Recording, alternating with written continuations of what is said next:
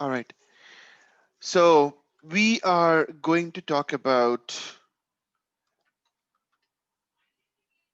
Xpath, right? So let's see what we have in the Xpath. Xpath, difference between find elements and find element, that is fine. I wanted to talk about one more thing, that is absolute Xpath and relative Xpath. Just a minute.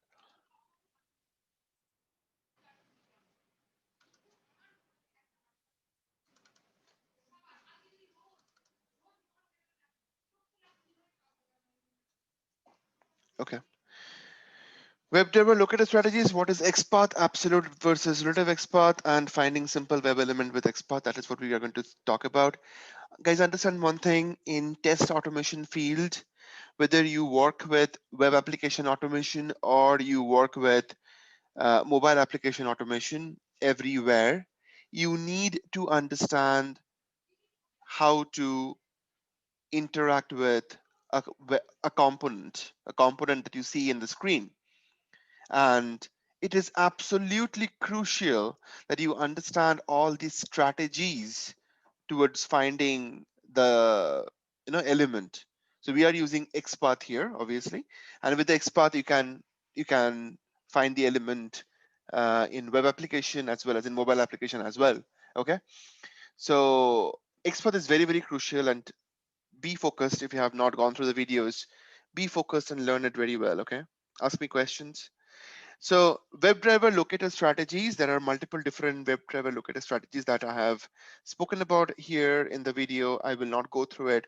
I've told you in the video that why XPath is the most preferred choice among others. I mean, like if you compare with others, XPath is the most preferred choice. In some companies, they also choose CSS selector, but XPath is one of the most preferred choice. I can tell you that. Okay, so what is XPath? XPath is a structural navigation technique used in any structured document. Okay, as we know, HTML is a structured document. We can use XPath to find elements within HTML. What other documents are structured documents? XML. XML is also a structured document. In the XML, you will see that there are different tags, and you can traverse through those tags and then find the right node using XPath, even in XML document, and as well as in HTML document. Okay, in any HTML page, the XPath will work fine. So HTML is looking like this, as you know already, that there's a HTML root, then you have a body. Inside the body you have a paragraph and an anchor. It can be anything. The body is the main section where you keep the whole UI that anybody can see. And also there is one more section called as head. In the head you keep your title, and then JavaScript locators, and then CSS files and JavaScript files. Okay, those things are going inside the head tag, and the body tag, you're keeping all the UI components that any user will see. All right. So when we traverse, when we work with HTML, we need to find out a particular component in the page so that you can interact with it. So XPath structure, it is something like this. I have already told you, a head tag and a body tag. And XPath path, XPath types. There are two different XPath types that we have. One is called absolute XPath. Another one is relative XPath. We have to understand the difference between those two, and then we have to understand why relative XPath is the one that we have to learn, and why absolute XPath will absolutely not something that we want to work with. Okay, because there are some loopholes, like a very bad loophole that you can only overcome with the help of relative XPath. So let me just give you the analogy of relative XPath. For example, just a minute. So for example, absolute XPath.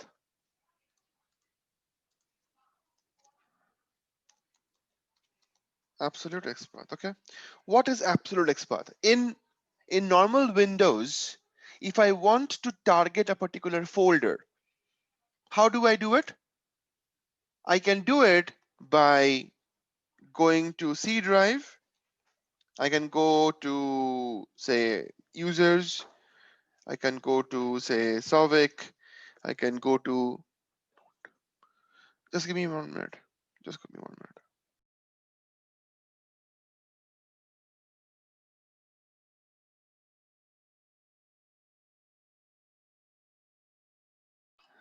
Okay, so you can go to users, Sovic, and then you can go to, say, desktop. If there is a, obviously there is a desktop folder, desktop, and then inside that there is some folder, right? Say test me folder. So how am I actually reaching test me? I'm reaching test me step by step from the root to the user, and then to the Sovic, and then to desktop, and then to test me. I am not going to the test me directly. So with that, obviously, my path to the test me is much more secured, and it is obviously that I know if I go like step by step by step, the end folder where I will reach will be the destination folder that I'm looking at, right? So it is definitely a right way to go step by step by step to your destination folder. From absolute XPath perspective, it is also true, which means if I have a HTML page, for example, let me draw the page. Let me draw this page for you. I have the simple page where I have a guy like this. There are two input box and there is one button, right? This is your login page, for example. That's good. But just not, I mean, this login page will not be built just with these three components. Why? Because you can see that in this login page, things are much more organized. In today's world, we are trying to create the HTML page in such a way that I can even open that page from my mobile phone, and it should be all structured properly, right? So which means every time, just a minute.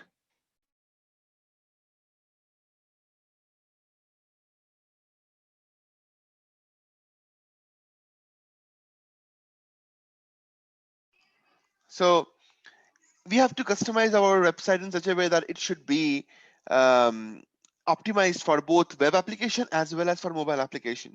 So when we are creating such kind of a structure, what we do, we try to use stuff like things that you won't see. For example, you won't see that this whole page is divided in multiple different divs, like a divisions. Okay, i'm just I'm just putting things like so, you know, but it depends on the developer that how they will be structuring their divs.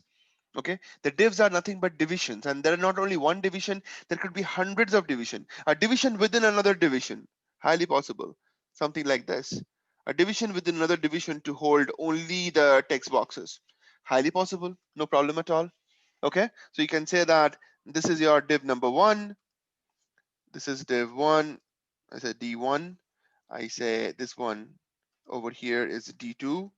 This is D3, D3. This is D4. Okay.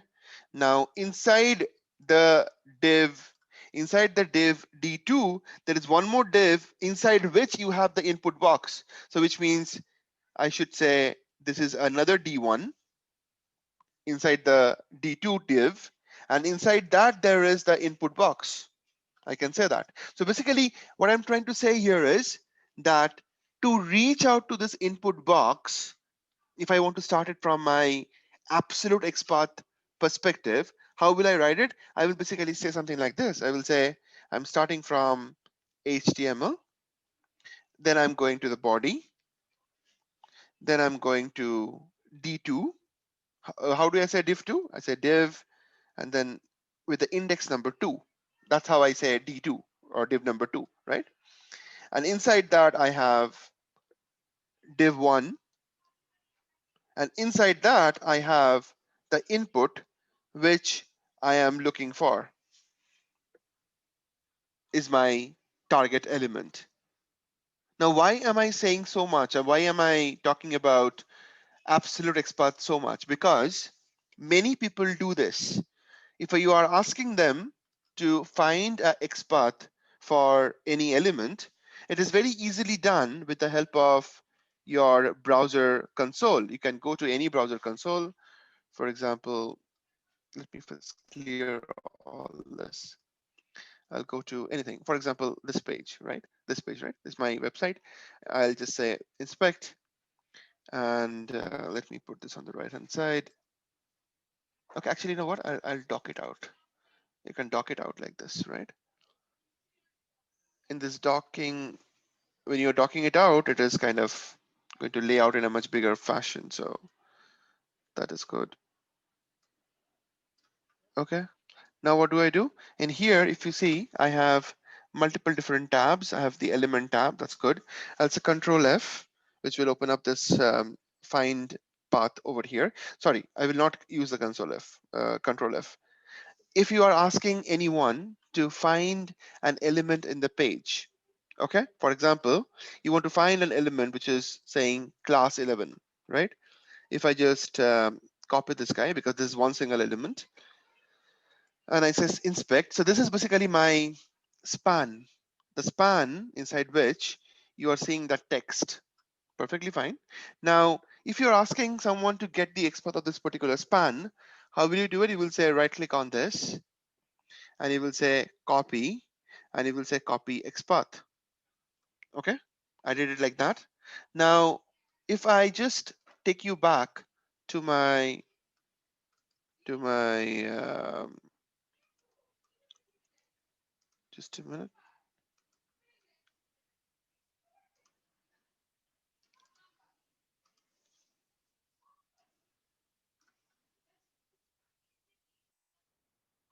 Okay, so this is basically what I got out of the XPath configuration. Okay, in this XPath configuration that I got out of my just 1 minute before I do anything, let me quickly, yeah, get me this right. This is good. Now, what I got from that copy XPath, right? I got this,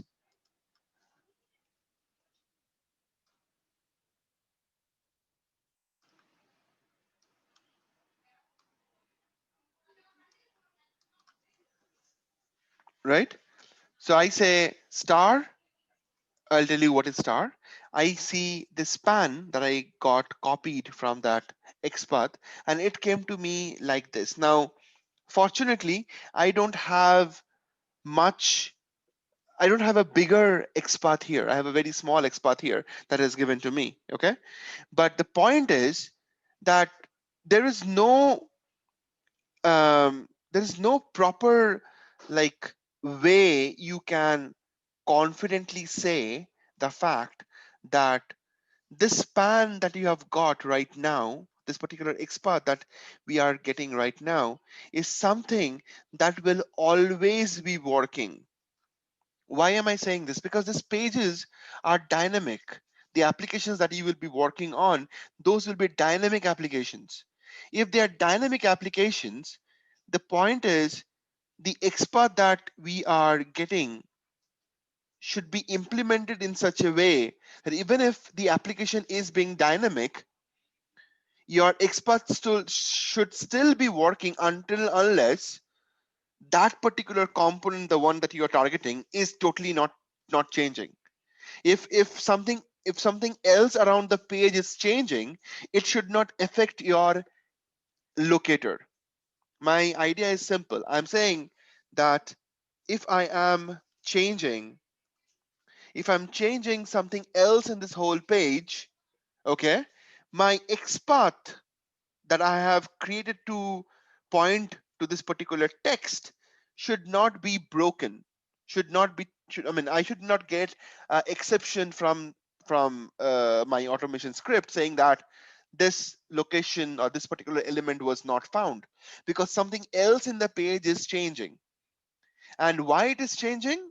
Because obviously every application is dynamic, and you have actually no control of how developers will lay out the structure of this web page. So which means you have to find a workaround to create a XPath of an element which is always going to be stable. Why am I saying this is, right now, you see the way it is created is, okay, let me first read the whole structure, what exactly it is saying. So what exactly it is saying is, when I'm saying double slash, right, it means search, search globally, search globally, search globally. If you say, if you add a dot, if you had a dot just before the double slash, then it becomes search globally, starting the search from the root. That means from the HTML page, from the HTML root. Dot double slash means search globally from root, from root. Okay. Then star. What is star? Star means look for any element.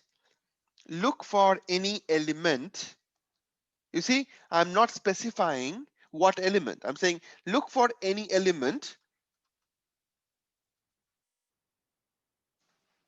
What is it? At ID. What is it? Having an ID. Having an ID. Look for any element that is having an ID of whatever you just see there. Okay, you're saying look for any element, that means look for any tag that has an attribute called ID and the value is this. Okay, inside that, it is saying there is a h3, there is a h3, a header tag, header 3 tag. Inside that I have a span, and then I have another span, and then I have another span. Now the point is, this is the structure that you are seeing right now. The structure, whatever you are seeing right now, is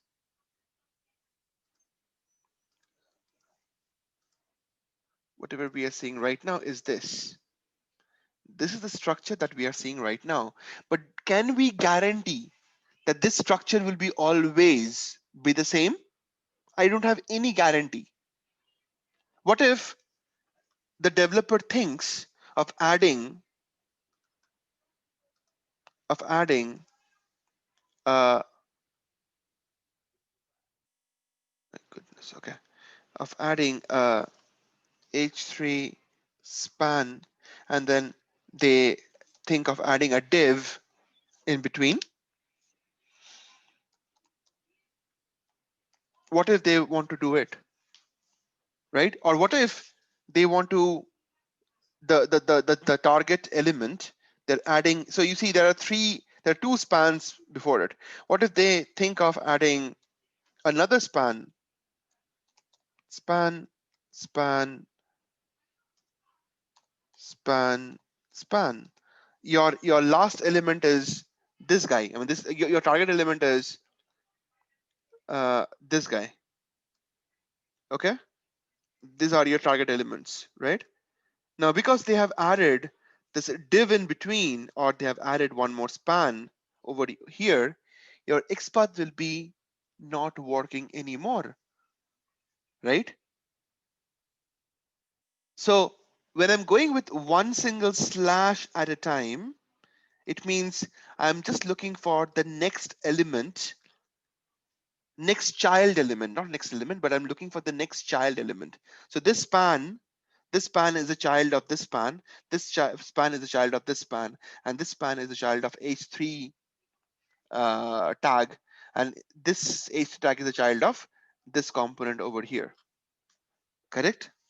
So when I say slash, understand the difference between single slash and double slash. Single slash means go to the immediate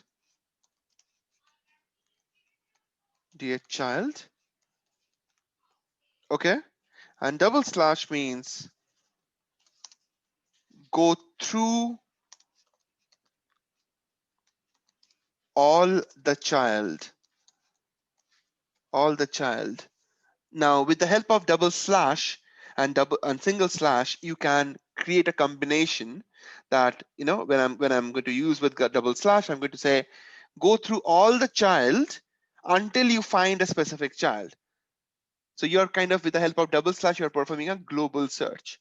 This is the difference between absolute XPath. This is absolute XPath, and when I'm saying relative XPath is something that we can understand with the help of XPath methods. XPath will have multiple different methods that I will be going through. So with the help of those methods and then those attributes that I will be teaching now, you can make your life easier to find an element in this page without even bothering that what other elements in the page are getting changed or not. So if anything else in the page are getting changed, your XPath will still be working, because we will be learning how to write XPath with the help of this double slash. That means go through all the child, and with the help of XPath methods and XPath properties to create a combination of all these three things. We will be able to create a XPath that will always be working out. Always. This is our whole idea behind it. Am I clear with it? Yes or no? Yes. Okay, just a minute. Thank you. So let me just clear out everything, and let me go back to my, all right. So in here,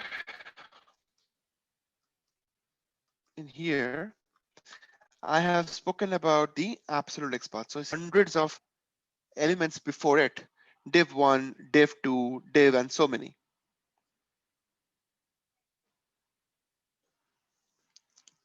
There are so many different divs before the target element over here, which means in any given case, if anything between your root and the element is changed, your root and the element is changed, anything over here and there, right? Between this whole journey, if anything got added or deleted, your XPath will not be functioning anymore. That is basically absolute XPath. That's the problem with absolute XPath. Okay. However, the pros of absolute XPath is that it is little bit faster, obviously, right? Because you are giving exact path to go to the target element, right?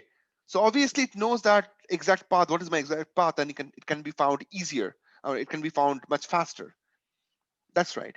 But it is coming with a huge risk that if anything changes in any other part of the application, your XPath will not be working. So I think this later cause is much more important, which is why I wouldn't be going for absolute XPath whatsoever. I will be learning relative XPath only. How can I do that? How can I do that is, But in the sorry, yeah, go on, but go in on. the assignments, the expats you gave was relative expat. Is that correct? Mm-hmm, mm-hmm. But it was not working for me. Whenever I put those expats, it's I'm getting an exception, and Yeah, I you must be doing something wrong there, right? I mean, which application was that, by the way? the hostel world. Then I Yeah, changed myself yeah, into the expat, the new expat, and then it worked. yeah. So there is something that you have to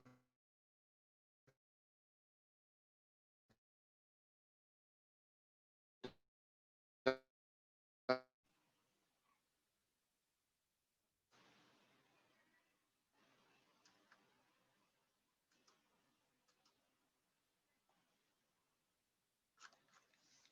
Am I still breaking up, guys?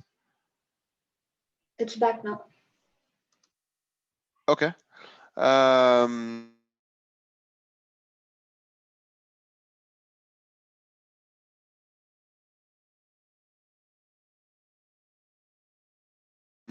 Can you tell me which component was that? One sec. I think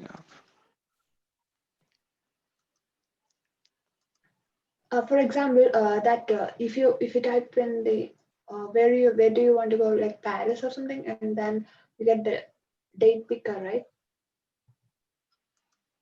Mm-hmm. So I did not have any. I mean the expat was the same that what you gave. So if you right click on that and inspect, No, this application, as I said, right? The XPath that I have given was right, but the problem is the application has changed, right? okay, maybe then that's So why. when I gave this assignments, and I mean, I'm not the owner of hostelworld.com, so somebody, I mean, obviously their developers have changed it, right? No, okay, no. When you said about relative expat and the absolute expat difference, Yeah, you said absolute expat gonna be, I mean, it's not stable, and the other one is yeah, it kind. is stable, but if the component itself has changed, then nothing will work out. I mean, absolute XPath will not work out, or relative XPath will not work out. Oh, Relative okay, XPath works in a situation where if any other components in the page is also changing, it will not affect your own component. For example, if you are trying to create a relative XPath for this particular guy, chicken, right? For example, if you're trying to find a relative XPath for this particular guy, and if I create an XPath for this guy, then it will work out until and unless somebody is not changing this component itself. Am I making sense? yeah, yeah, If anything else in the page is changing, then it doesn't matter. This guy will be working even after that. That's how I will be writing my XPath in such a way. Okay. okay, okay. All right. Maybe So no problem. That's fine. Just a minute. So the bottom line is this: we are not going to do. We're not going to get the XPath with the help of our tools, like an inbuilt tool like the dev tools. Most of the people will do this. They will go, they will say copy XPath or copy full XPath, and they will use it the way it is. Okay, so we will not be doing it. We will be working with something better. We will be writing our own XPath from scratch, and that's how we will learn it. Right? You see, this is the XPath that came for that particular div. Div 1, div 2, div 3. You see, you understand right now that when I say one single slash, it means there is one element down. Like, this div 1 is the child of this div 1, and this guy is the child of this div, right? And that's how the whole structure is laid out. Now, if you just copy that from your dev tools and use it in your test case, then it is a very, very vulnerable test case you have implemented, which will be breaking any time as soon as something else is changing. Your main target element of this particular page is this guy. This guy is your target element, but if anything else changes, if anything between this and this changes, you will not be able to find this element anymore. That is the problem. You don't have any control on it. Like you see the assignments, whatever the XPath I have given there, those are changed right now because the developer will keep on updating the application, right? So that's why we have to be mindful, and we have to always be relying on relative XPath. All right. So now we will learn about relative XPath, and to learn about relative XPath, you guys can hear me, right? No problem, right? Can you guys hear me? Yes. Okay, good. So just a minute, let me close this. All right. So now what I will do is I'll go to XPath type is relative XPath. As I said, we will be working with two forward slashes that will say that we are going to search through all the child elements until unless we find the right element. That's how it is. Okay. So let's go down. Finding an element by XPath. Okay. By relative XPath. Right. So you see that I can take up any application. I can take up this application right now. Okay. The XPath that my application is giving with the help of dev tools will be, how do you actually work with hostel world? You can, just a minute, you can just log into, or you can just go into hostelworld.com. Once you reach here, what do? You click on this guy first. When you click on this guy, then you are going to get the element. So which means you have to do the inspection right from the page where you open up the application first. You open up the application first. Now you're going to say, I want to inspect. How do we inspect? With this dev tools up here, you're going to say,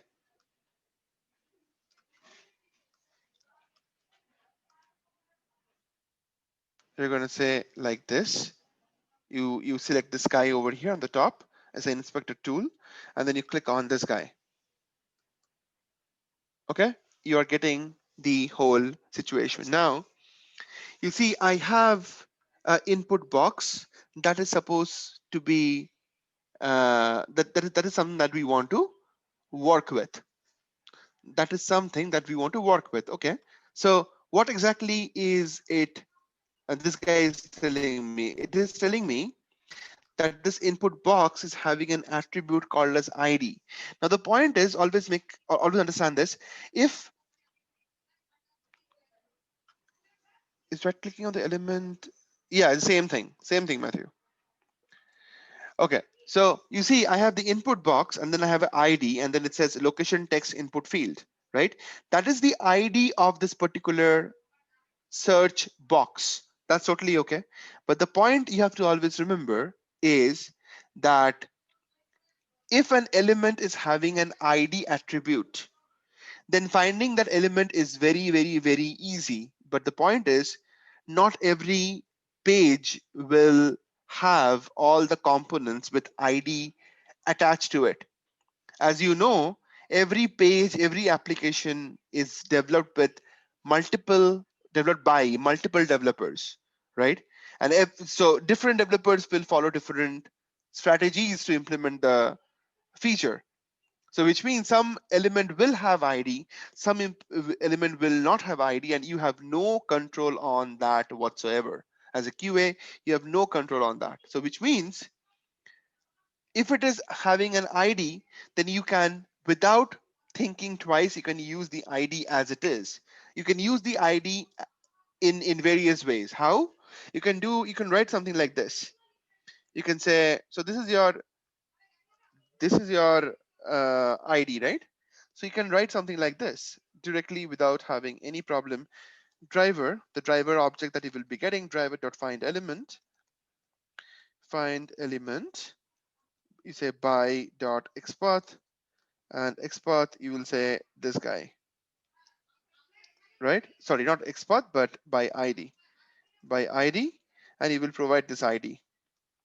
If you do it, it is going to work out without any hesitation, and you will be having a very safe you know, safe life with this web element. Okay, because most probably, if anything, most probably if the ID of this element is not changing until and unless it is changing, this guy will be always working fine. There is no problem with that. Okay, but however, we will not find the ID everywhere. So we have to write our own XPath. Now this guy that I have written here, if I want to convert this to a XPath format, how will I write it? I will write something like this. I will say driver dot find element by dot XPath And in the XPath, I say, in the XPath, then I say dot double slash. I'll tell you what am I writing. Dot double slash. I know that I'm looking for an input field that has an attribute called as ID equals this guy. You understand? So I'm looking for an element. I'm looking for an input element. I'm looking for an input element that is having an ID attribute, and the ID is this. It is also a valid XPath, valid way to find an element in the page. Okay. However, if it is ID, we can straight away go with, without using XPath, we can straight away look for by ID option to find the element. We can totally go with that. All right. Now let's go back to our test case. So hostelworld.com. That's fine. Can I enter a text in this? How do I know it? So for example, you see, I have inspected this element.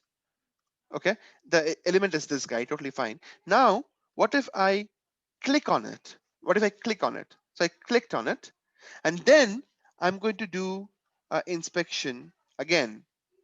You see, the element is different, which means what? Which means it is not the same input box anymore. The input box that you saw earlier, if you look at the way they have designed it, they're very clever in designing these applications, and you have to understand how they have you have to understand the logic behind this whole application by doing a little bit of research. So from this section, I can see that when I come to this page, I have only one text box and a button, right? Now, if I click on it, things changes. You see a calendar, you see a drop down for guest, and you see this portion over here goes bigger with current location and this element, which means some kind of changes have happened in the page. A new component got dropped, a new component got added, multiple new components got added, which means let me try to inspect it one more time. And then when I do that, what do I see is it is not the same element that I was looking for. Now the idea is search input field. It is not the same guy. So how do you exactly work with it then? It's very simple. You go back to your, let me undo it. That was my old ID. So what you will do is you will be performing a simple click operation on it. You have to think from, whenever you're automating, right, you have to always first, first do the whole user journey manually and figure it out, like what are the exact steps, right? So I know on the first time when I open the page, I should be performing a click over here. I should be performing a click over here. Once I perform a click over here, my page will be changing, and then I will be writing driver.find element, and I say by.id, and then I say this guy here. That's my new ID. Then on this, I can provide a send keys operation where I want to enter the location of a particular um, place, like Paris, maybe. And that's where the operation will be performed in the page, right? So this is how we will be taking care of the test case. Okay, so we are talking where we don't want to just talk about the test case, but we want to understand how the XPath works.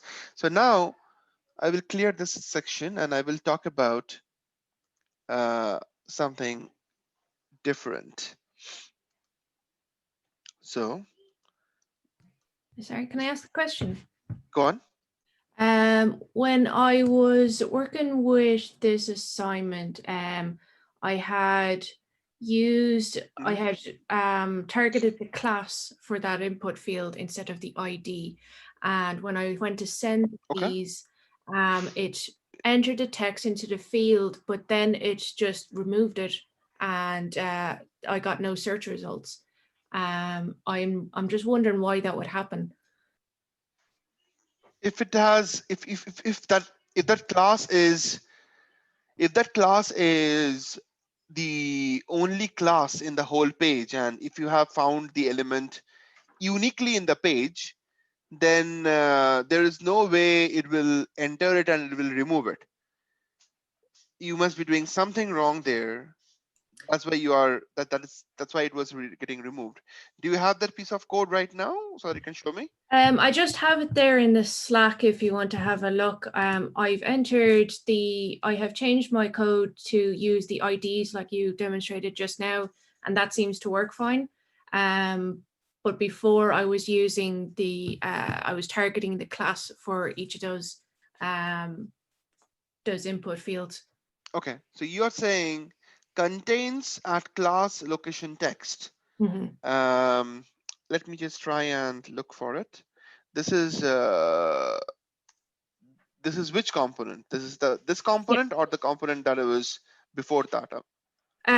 So this one, yes, and I had clicked this one first. So when you clicked on this, yeah, that was a different component, right? yeah. So which means, But I had done both. I had kind of done the click first and then targeted that new field, but I targeted the class instead, and it said, and it still did the same thing. So it had a problem with that one that I have in the Slack channel there, I think. okay. It was strange because it entered the text, removed the text, and then the current location drop down appeared. Just a minute. So this guy has no class. Okay. The So guy that is there, that guy has no class. So you must have used something else to find that out. Okay, let's Maybe see. you use ID or something. I don't know. I think it might have been, what was the name of the class? Oh yeah. I see a text. I see a text. Sorry, I see a class. The class is location text. So you would have said just like this. Now, before you have used the Xpath, have you actually found the Xpath in the console like I am doing, and then you saw? Yeah. Okay. I tried several variations of XPath by the location, and it all targeted the same one. But in my actual application, in my actual test case, it was entering the text and then removing it straight away. Okay, that's good. So here you see I'm saying input class location text. This is the only one element up there, which is perfectly fine. And then you perform a click on it first. When you perform a click on it, it goes to the next level. And then here you perform an inspection again. That goes in here. Okay. And in the second case, the class is search input. Is that the same thing that you have used? No, you haven't. You're trying to find the element. You're trying to send the text to the element, which was the older element, not the new element. Yeah, I had tried the new element as well, though, and I was still getting the same problem. And I thought it was something to do with my original the first XPath, the one that I was clicking, because it So seemed to enter the text first and then click it. It seemed to do it in the wrong order, but that's just how it appeared when I automated it. I'll type it up here if you want.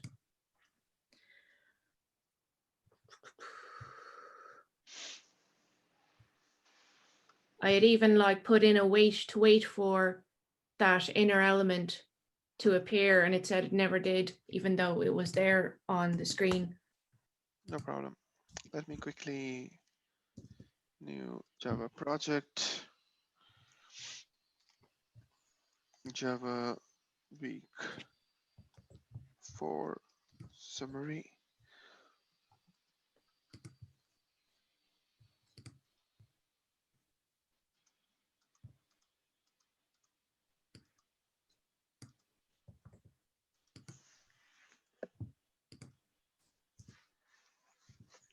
Okay.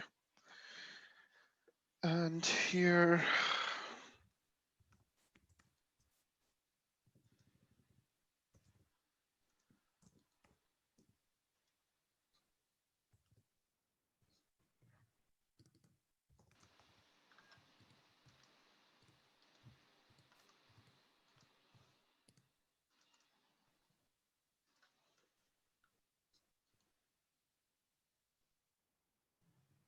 did I make any test? That was all. Um,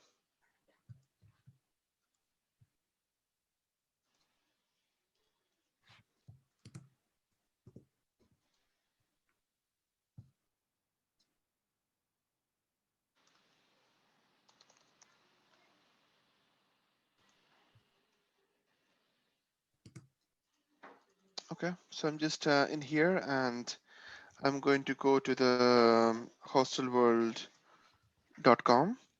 Mhm.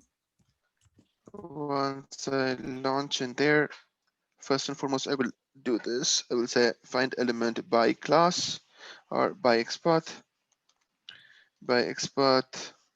and I say I'm looking for the element which was having location text.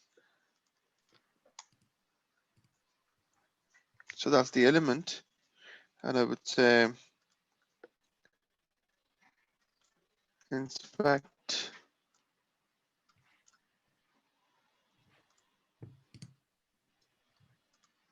The element is having a text class called location text, which is perfect. I'll go back to my code. I'll say Xpath. I'm looking for an input that has a text, sorry, as a class equals this guy. And I'm not going to perform a send keys on it. I'm going to perform a click on it. So just like that. And then I'll just say, and here I will say I'm looking for the other element, which is search input, I believe. Search input, I believe so. Let me just double check. So this is the guy, inspect. It's called search input, right? And I have the search input up here. And then I say send keys dot send keys. As a part of send keys, what will I do? I will just say I'm looking for Paris.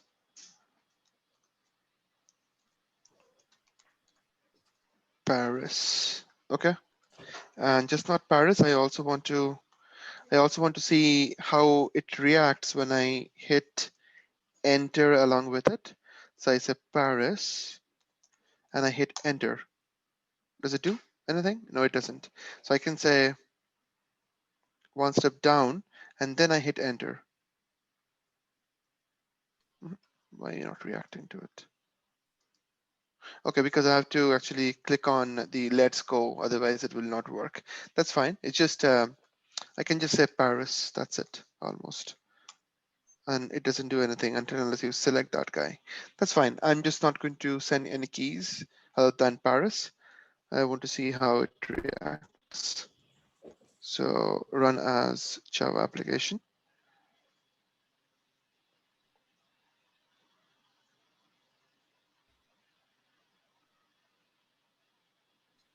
Okay, I'm getting some error.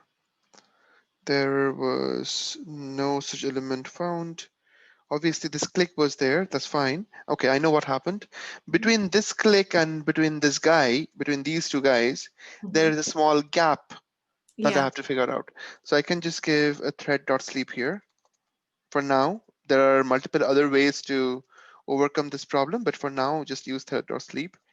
I'll give like 2 seconds here. 2000 millisecond is 2 seconds. And once I have that in place, then let's target it again.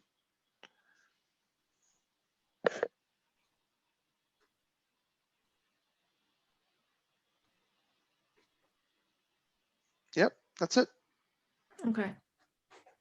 I'm not sure why it was removing it for you, but this is how it'll work. You first click on it, and then you get another element, and then you work with that element again. Okay, it seems to work faster or better with the IDs, I think. I don't need the sleep in between the click and the send keys for some reason. No, no, no, it's not that. Not the ID will have nothing, no implication on it. Mhm, The test case that is right now working, tomorrow it will fail mhm, because of that gap, right? That gap can be overcome. I can overcome that gap with multiple different configuration. So you have to know there are different kind of configurations available in Selenium. You have to know them in order mhm, to add those configurations, and which is how you will be able to easily overcome those kind of gaps mhm. between every operation. Okay, Okay. Okay. so we, All we right. will learn about that later on. But yeah, this guy totally works. Okay. All right. Thanks. That's good. So now just let me. Okay, so now I'm talking about the finding XPath. All right, so I just said about the XPath saying that I can use something called as absolute XPath to find an element in the page. So for example, I'm looking for an input box like this, you see? So understand the situation a little bit. With the help of my relative XPath, I can get things done in a much easier format. So you see, before the input box, there could be hundreds of divs or hundreds of elements before and above this particular element in the page. I don't really bother about any of them, right? What I'm doing is I'm trying to use a double slash and a dot, which means I'm saying with the dot, I'm saying start from search, start from root, and with double slash I'm saying search through all the childs, search through all the childs, right? And find, now I'm saying find an input box that has a name attribute equals field keywords. That is how I have implemented this page, this particular XPath. But if this XPath is right or wrong, how do I know that? Because I will have to then copy this particular XPath, the one that I'm writing, right? This XPath should be written inside the def console itself. In the def console itself, you will go and you will write this guy, right? So this is your def console. Inside that, this small window that I'm right now showing you here. The small window, Control F will get this window for you. You have to perform the Control F here on this section, not in this section. People get confused, right? They put it on the bottom section, like on the bottom section. If you put a Control F here, then you will get, no, wait a minute. Let me cancel this. There's a way. No, not here, not here. Okay, yeah. People write the XPath in this particular filter text box. That is not the place where you have to write it. You will be searching, you will be getting that filter, you will be getting that XPath guy or that text box, input box to search for the XPath. On this top section where the element is there, on this top section, click on it first and then say Control F. Click on any element and then say Control F. That will bring the small window input box here. That is where you have to find the element, right? So when I'm saying dot double slash, then I'm saying start the search from the root and search through all the child and look for an input. You see, I'm looking for an input. And how many inputs are there in this whole page? There are two inputs in this whole page. You see, one of two, right? You're looking for the input that is having some kind of a class name, for example. So you can say, I'm looking for an input that has an attribute called class equals. You see, I am saying I'm not even giving the class value. I'm saying I'm looking for an input that has a class. Okay, that is a class. And you see it is saying 1 of 2. So the idea is you can even target the element with just the attribute and not the attribute value, right? You can target the element just with the attribute, not the attribute value. If you see that there are two different elements, for example, if you see that I have two different elements, there is one input box here, there's another input box here. Understand this logically, okay? You have to input box here, second input box here, right? Both of them are input box. The first input box is having an attribute called as class, at class, okay, equals xyz, whatever, xyz, I have it. And then you have another guy that has an attribute called as name equals abc, right? And in this whole page, you just have two input box. You just have two input box. So how can you target the first element? This is the first element. I have not spoken about this in the video, I suppose. But yeah, this is why the live classes are important, you know. A lot of these things keeps on coming into my mind and I just add in whenever it is needed. So I have two different input box, input number 1 and 2. If I want to target the input number 1 and I have only two input box in this whole page, I will write something like this. Also, I'm looking for input box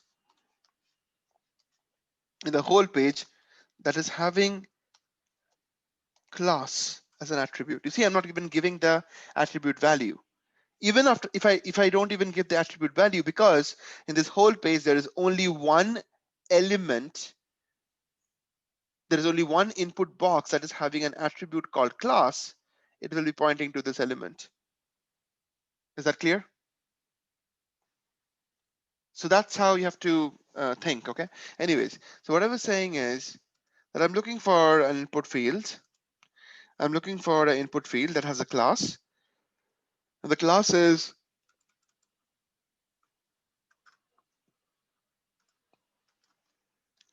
equals to location text.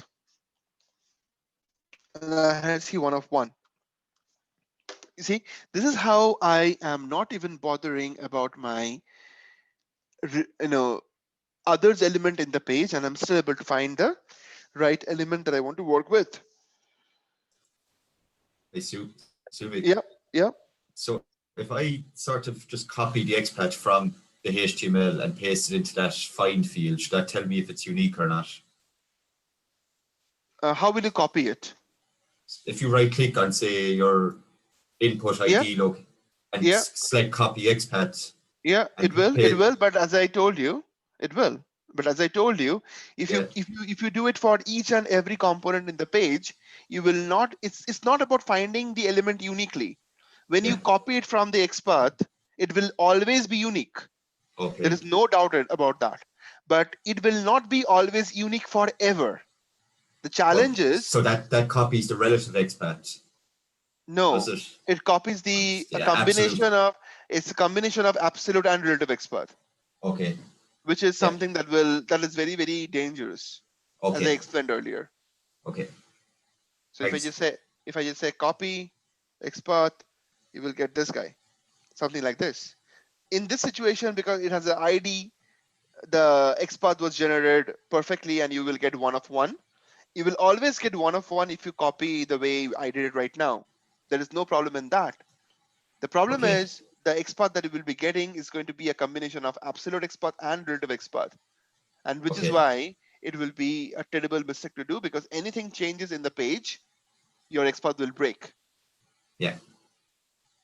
Okay. So it's always the right thing to do is to write your own XPath. If you understand how to write XPath, you should be able to write it on your own, and that XPath is something that you can rely on. Yeah. Yeah. So that's how it is. Okay. So I have shown you how to write an XPath, simple XPath. That's okay, but that is not the whole thing, right? We have to learn about many different portion about XPaths. So first and foremost, I will quickly take you to the next thing. Not in this page, but that was class 10. Let me go to class 11. The class 11, I've spoken about finding elements. Okay, as I was telling you that you can use dot input class nav input. That was by XPath. That's good. Okay, understanding find elements. Yeah, there are multiple elements. That's okay. There was one more guy that I'm looking for. Hold on. Duplicate tab.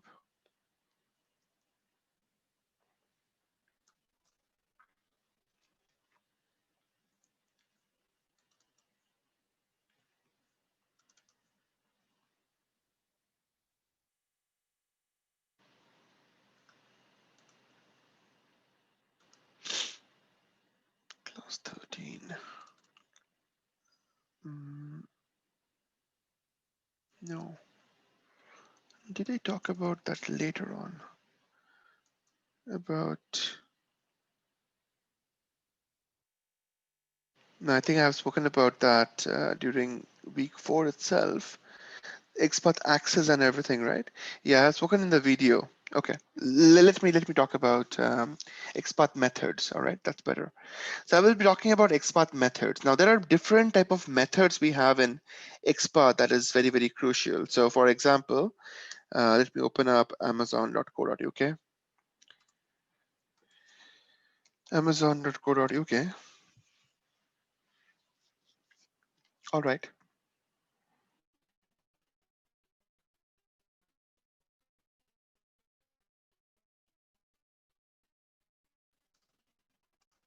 So in here,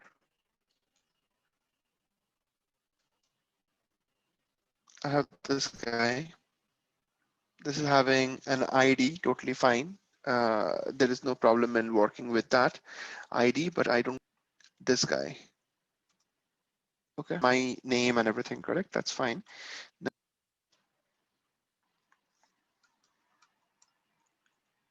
Okay, so you see, I want to probably get this element and I want to probably do something with that. I'm not sure what, but let me just check. Okay, you see there are so many divs. Each and every sections are being created with the multiple divs. That is good. This is the div I'm looking at. Div ID so and so. And then inside that, I'm looking for an element that is basically the h2 tag that has my name. Suppose I want to find this element in the whole page. I want to find this element in the whole page. How can I find it out? That has a name called Hi Sobic. How can I do it? I can do it in multiple ways. Okay, and that is what is we are going to learn. So first and foremost, let me just squeeze this down a little bit.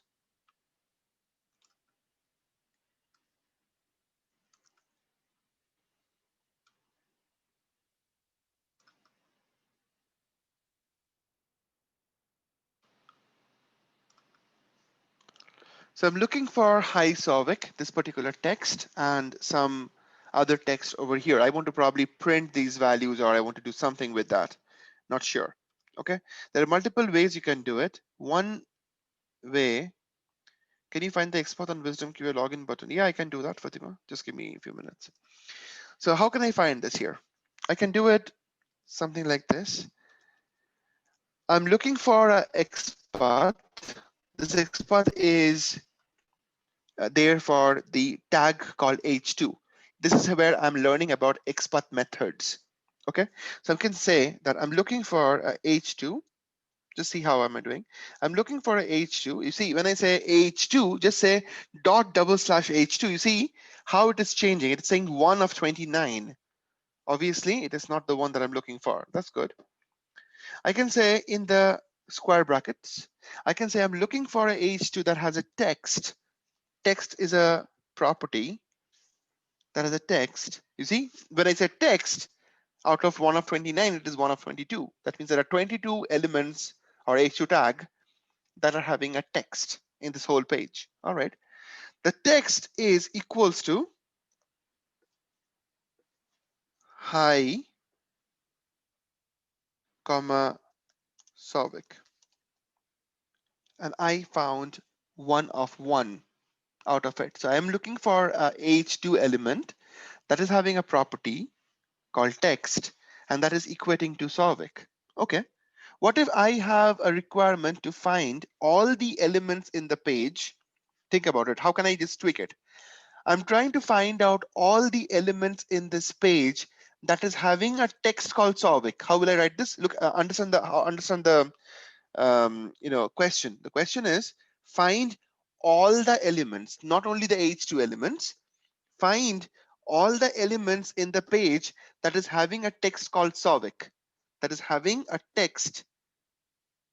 That is containing a text, not having, that contains a text called Sovic.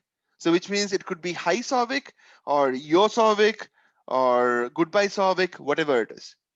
I'm trying to find out all the elements in the page that will have Sovic as a keyword in their text. How can I find it? Anybody wants to try it out? I'm giving a simple question here. So how to find, let me just write it down. Find all elements in the page that has a text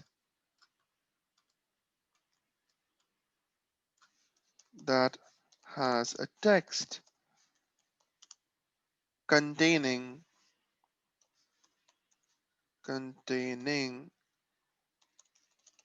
the keyword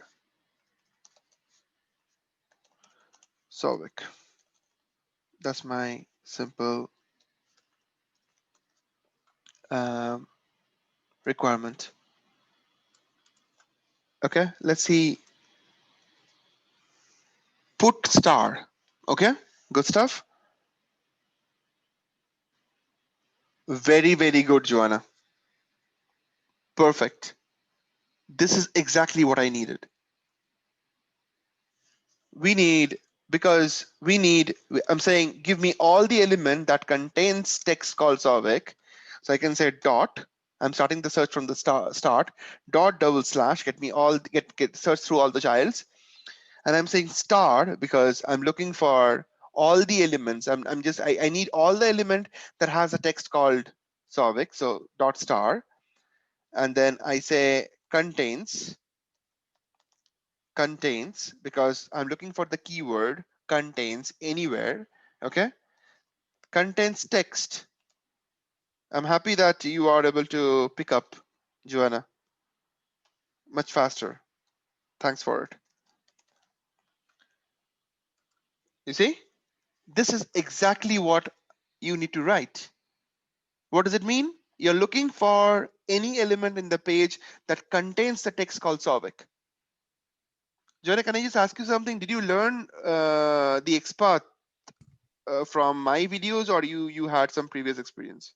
No, I think it was from some of the Xpaths that you had provided in the assignments that you gave us. So Yeah, I just I kind of just went back over some of the Xpaths that you gave us examples, and I was able to make some Xpaths based on those.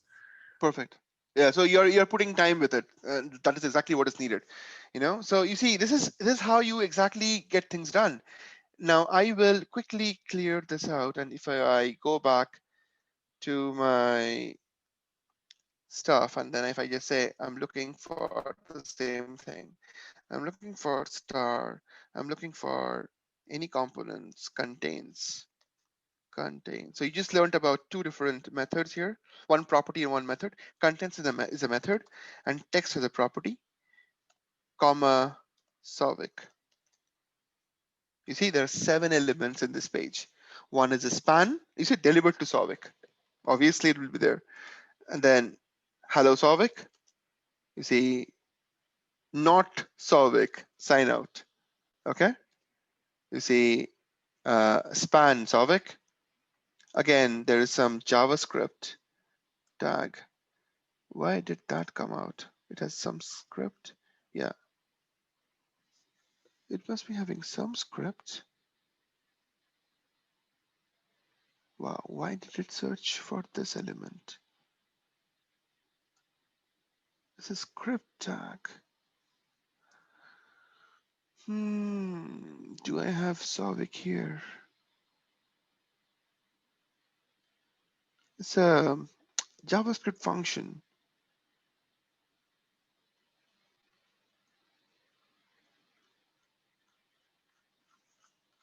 Why would you have my name there? Maybe it is getting automatically generated or something. That element is pulling that information or attaching my name to it. Some kind of a function which is holding my details or whatever. But this is weird. Why will you show me? Okay, I don't know how it is reacting to that. I have to check. Somewhere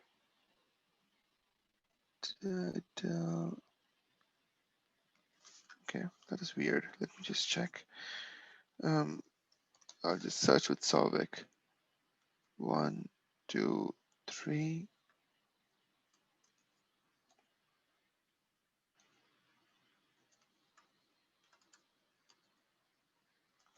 Here. Exactly. Somewhere here it is there. I have to see. Somewhere here in this function, my name is there. Because obviously it's my account. Somewhere here it is there, which is why it is getting highlighted. So the Xpath was not wrong. It was totally fine. Okay, anyways, so that's that. This is how you are going to work with it. So you see, there is two different methods you came to know. One is contains, one is text. Good stuff. Other than that, what else you have? You have things like, now you have another option. Try to find out any element that contains is one method. Then there's another one is, say, I'm looking for any element in the page that is starting with the keyword called Amazon. Can I do that? Let's say starts with, the method is starts with text Savik. Only one element is there that is starting with the text Savik. Let me see Amazon. There are 25 of them that is starting with the text called Amazon. You see, starts with Amazon, Amazon devices, Amazon global store, Amazon warehouse, Amazon pay, Amazon payment methods, right? 25 of them. So you just learned about another one called starts with. So contents, text, starts with, okay? What else we have? We have things like starts with and contains, and from text comparison, that is all we have ideally. Okay, by the way, you have to understand something. When I'm saying when i'm saying um, when I'm saying this particular structure, right? When I'm saying starts with text, whatever it is, I'm targeting here the property called text, but ideally I can target any attribute as well, which means I can find any class or any element in this page that is starting with Amazon in their class name. For example, like this, at class Amazon. You see, there is none.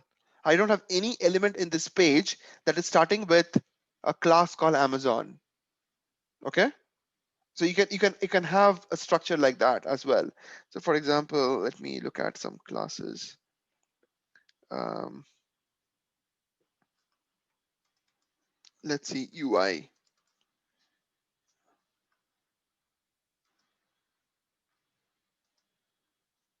UI, no, there are many of them. I want to just see something. Script.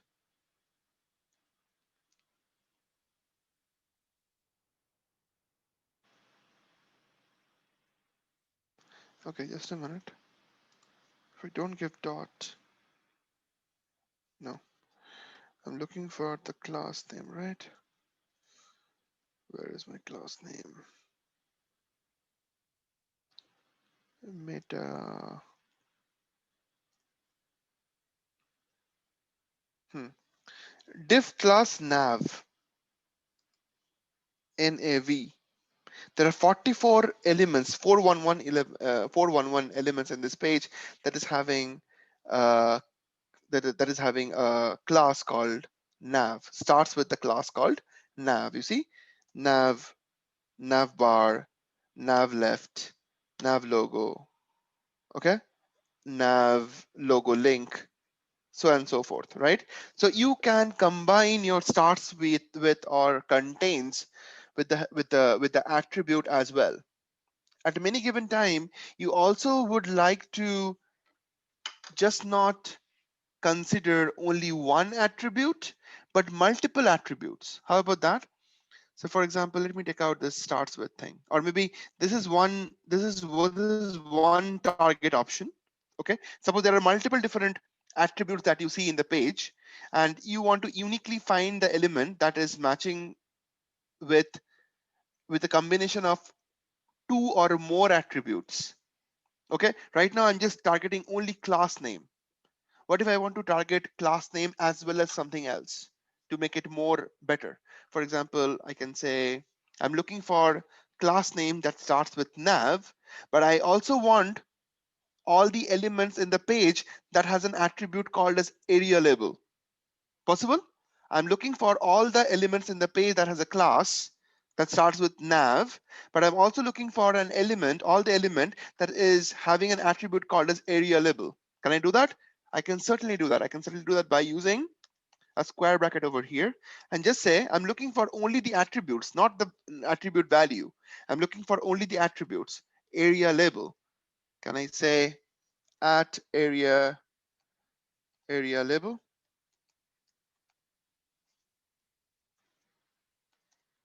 You see,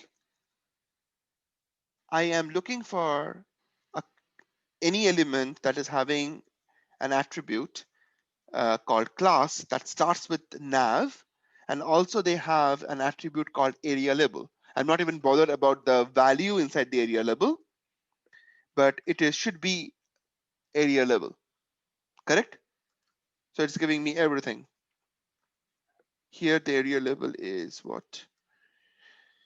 Here the area label is search. Okay, let me try to even make it better. I'm looking for all the area label that contains the text called Amazon.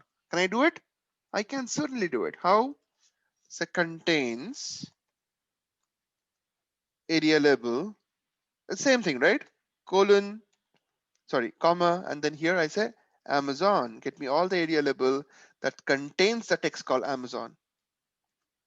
That's it, only two of them. You see?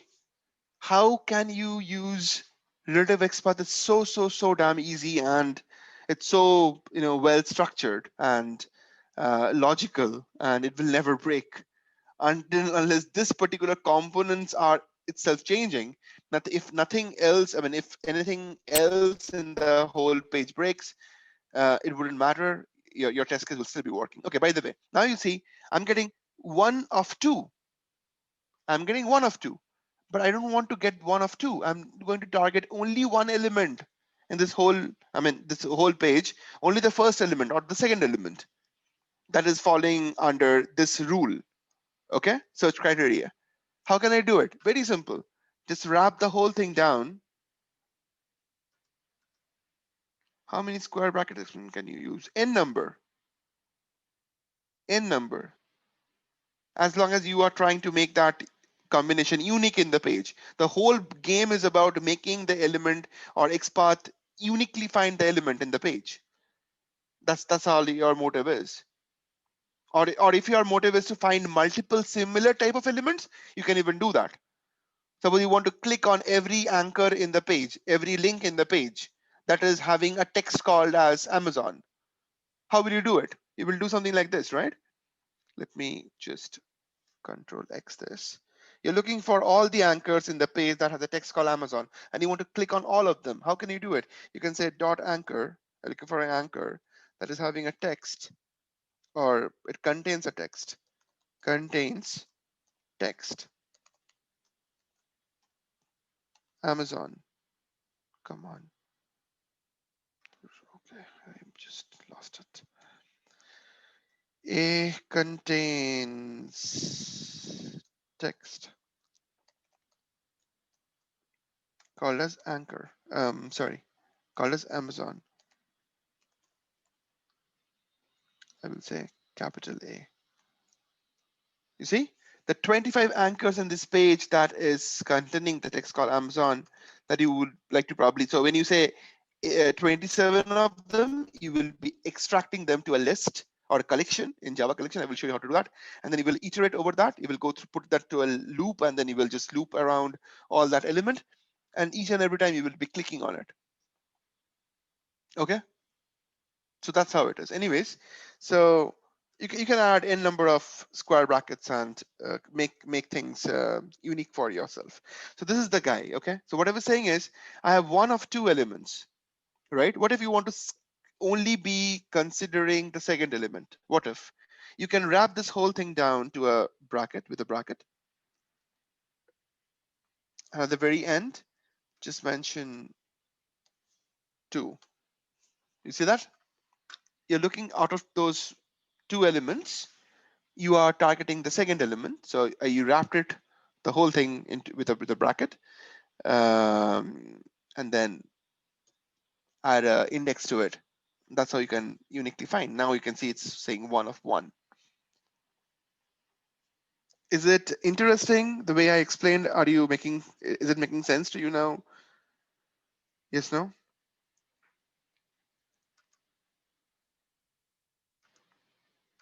Okay, perfect. Perfect. Okay. So now that we understand this bit, the next thing is even more interesting, and that is about Xpath access. So I will talk about Xpath access. I will take a quick 5 minutes break, and then I will come back and I will talk about Xpath access. Once we're done with that, then I am going to talk about, this is my week 4, Xpath access and implementing a web element methods. Okay, those are some web element methods that I have spoken about in the hosted world test. That's okay. So yeah, I think that should be enough. I will be able to finish it off with the Xpath access and then the web element methods to give you an understanding of how to use those methods, right? So just give me 5 minutes. I'll come back and then we'll start it from here. Thank you, guys.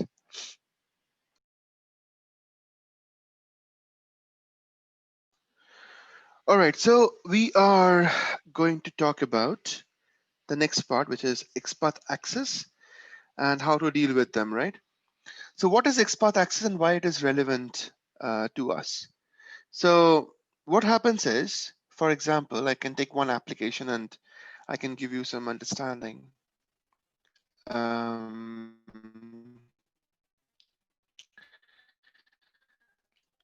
Let me take up an application, just a minute. Okay. Okay, so the point is, this is a simple test application, nothing to worry about. It's a simple password admin over here. You can use that as well for your practice. This will take you to the next page over here where we have some tabs. Okay, using that you can just go through each and every page. And it's basically a timesheet fill up system. Okay, and that's all it is. It's a simple test application, so don't worry about that. Anyways, so what I'm trying to say here is that in this application, I want to find out some elements. Okay, for example, I am trying to work it out with this particular text box. So let me see, let me inspect it. I'm getting the element over here that is having an ID, employee ID. I don't want to use this. Let me check something else. Let me check another element. Maybe this guy. I'm looking for an element that doesn't have an ID. No, not or ID or a name. I mean, to make it little bit complicated, you know. Just a minute. So this, no, I was checking up yesterday itself. How can I do it?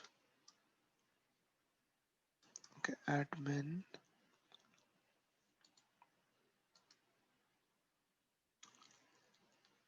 Mhm.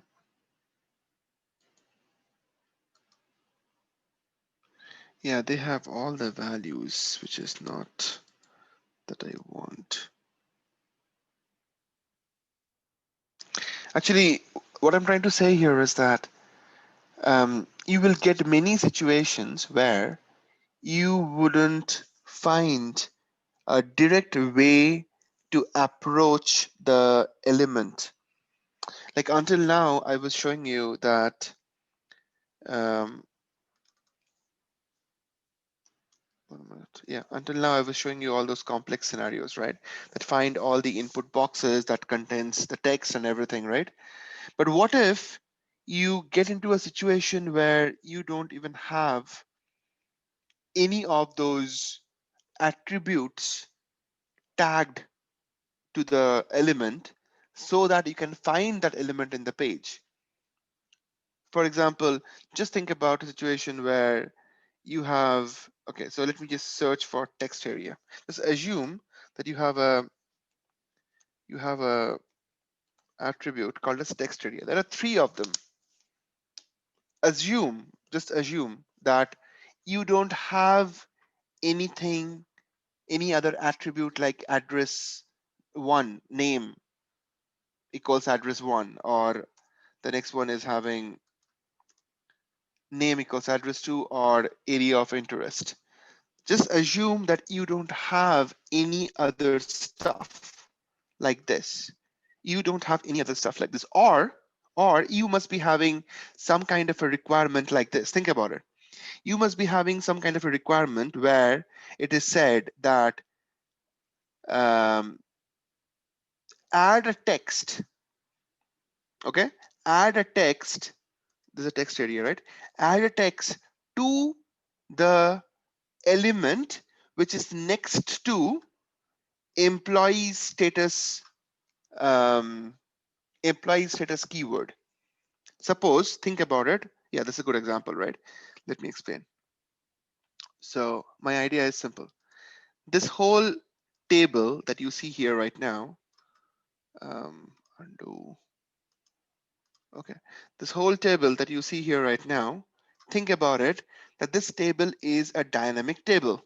Just assume that this table is a dynamic table, which means the value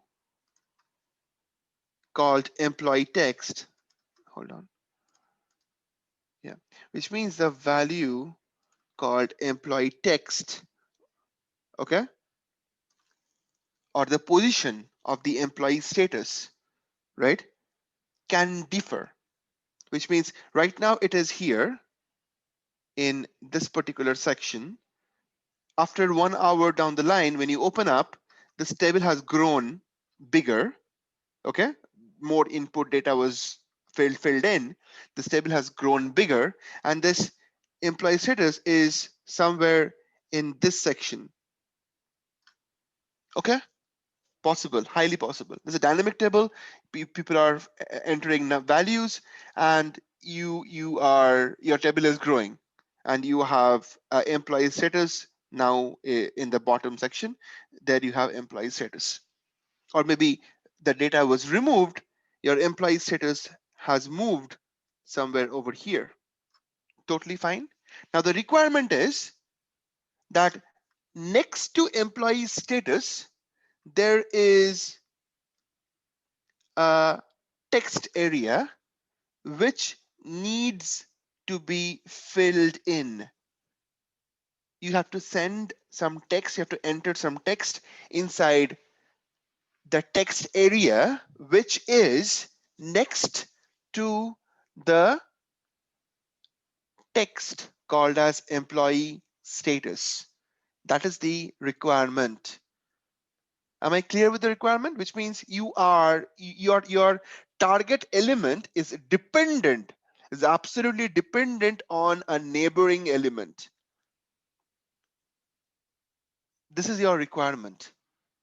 How do you handle such situation? How do you write an XPath in such a way that wherever your neighboring element is, even then you'll be able to find the target element to perform the operation. How do you work with such kind of situations? You can work with such kind of situations with the help of something called as XPath access. XPath access. How? I can take the help of my relative element and then find my target element.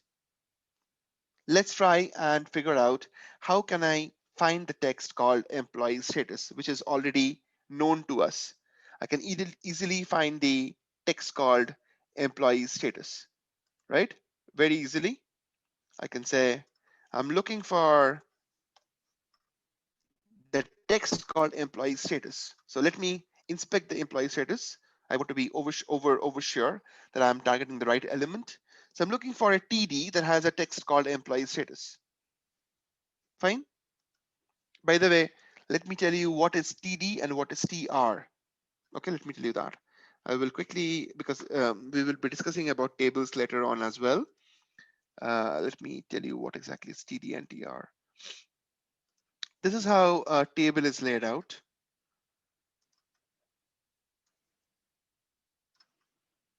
Giving 4 rows here.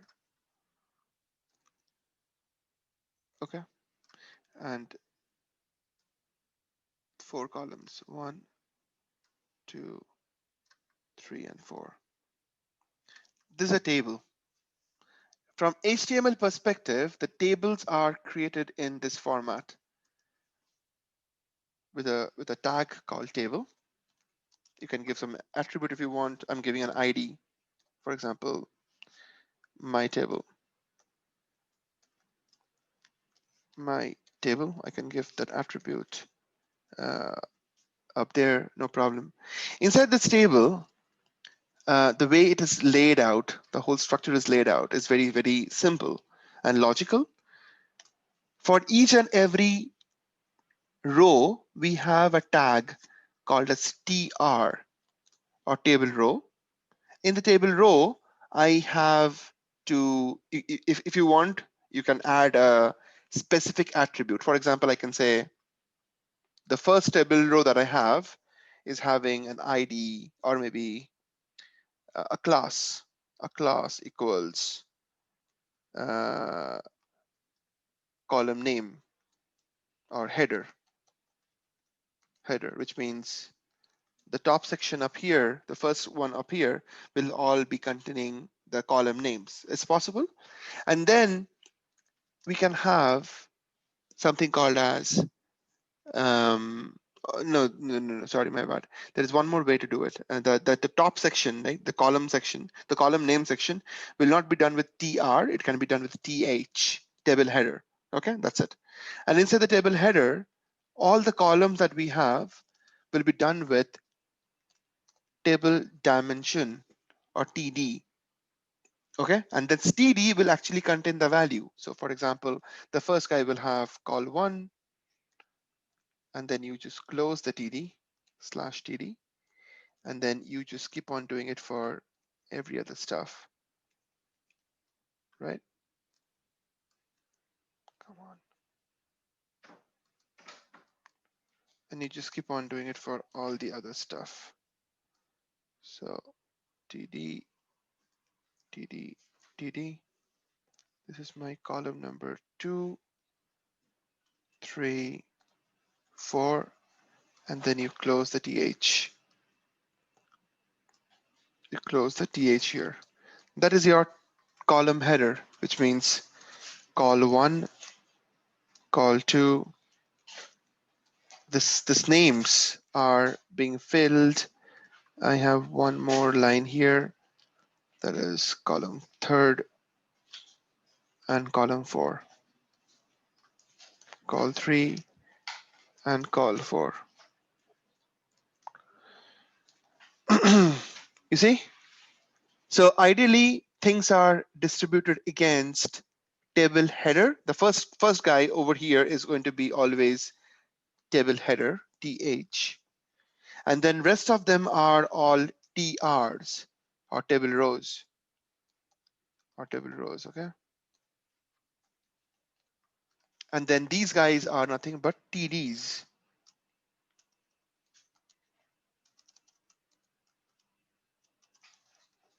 TDs. That's how a table is built. Okay. My motive is to find an element in that table that is having a text called as employee status.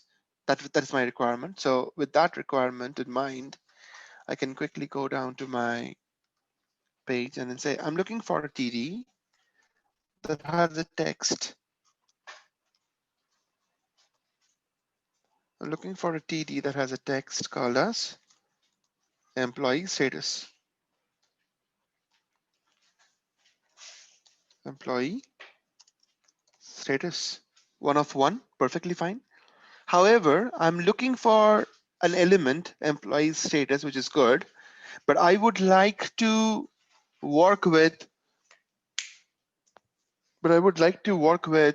the text area. I would like to work with the text area, which is next to my employee status. How can I do that? There are multiple ways you can do this job. So I found this element that is fine. Now there are multiple ways I can do it. One thing that I can do is I can, let me draw things so that it will make sense. So I can jump myself from here to here. Understand this very well. This TD, which is holding my target element, that is text area, this TD and this TD and this TD, there's 3 of them. If you are confused a little bit, let me clear up things. This is my target element, totally fine. But this TD, this TD, and this TD are next to each other. They are sibling of each other. They are in the same level, and as well this TD, sorry. The four of them. There are 4 columns here. 1, 2, 3, and 4. So the third column is having the text called employee status. That's good. But all the other columns that I have here, all of them are in the same level. They are next to each other. They're sibling to each other, right? The parent of it is the TR. Totally good. So what I can do is I can get this thing done in multiple ways. Number one is from TD, that is my reference element, I can reach out to my TR. I can reach out to my TR, which is this.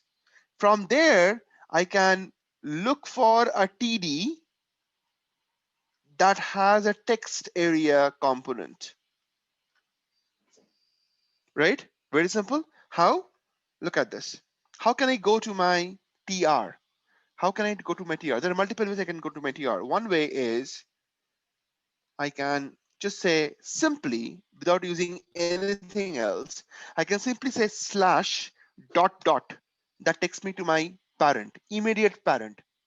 Slash dot dot will take me to my immediate parent. So the parent of the reference element is the TR. So you see, if I hover on top of it, that whole row is getting highlighted.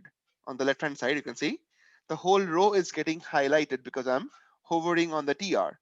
Now from this TR, in this whole page, this whole row, I have only one text area. So can I just say double slash text area? I can. You saw how I have taken a reference element and then reached out to my target element. You saw the path, right?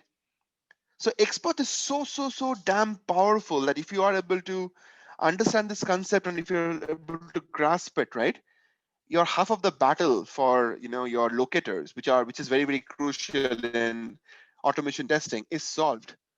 Not 100, not half, like 100% is solved. You can look at any damn element in the page with the help of Xpath. Anything. It's super amazing, and it works out very well, very flexible, and it can give you lots of options. So that's that then, right? So you have taken a reference element and then you came back to this element. That's number one. Okay. I can even, so I said / that took me to the text area. Okay. Let me look for something else. Let me try to make it even more what do you call is challenging.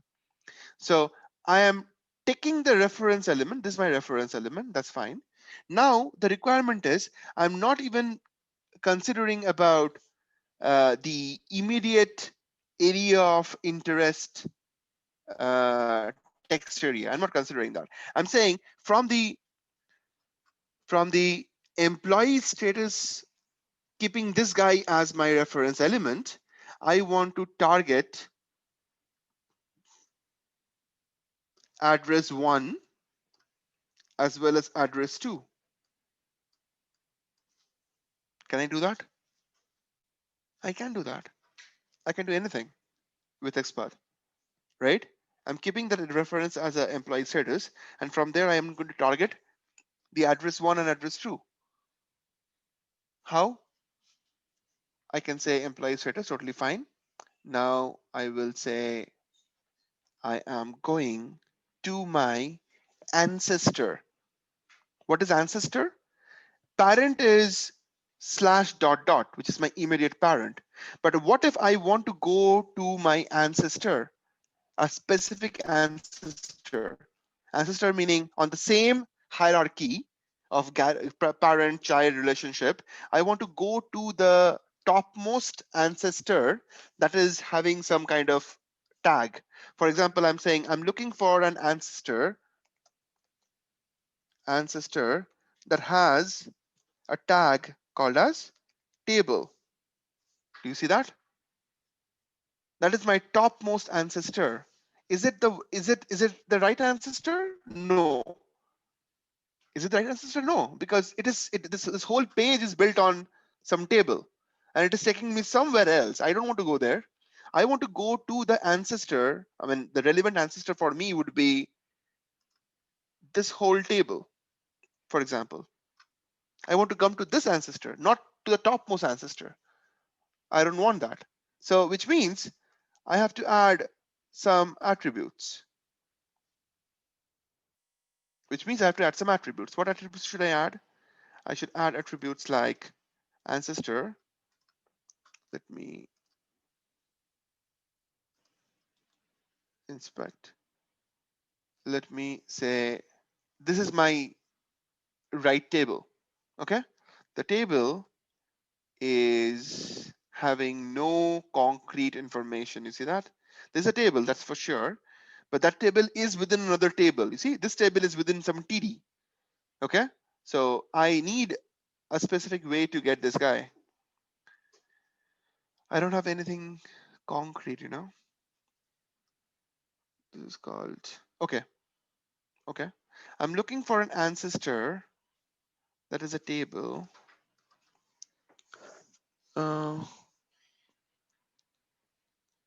Let me see.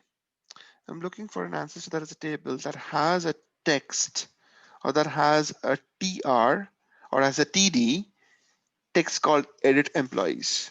Okay, I'm looking for an ancestor that has a TD called as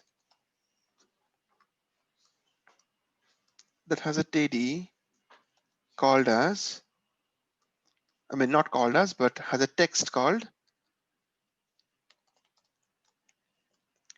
edit employees. Can I do that?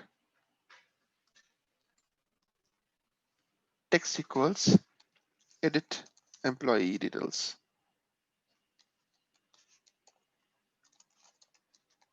Right? I found my element.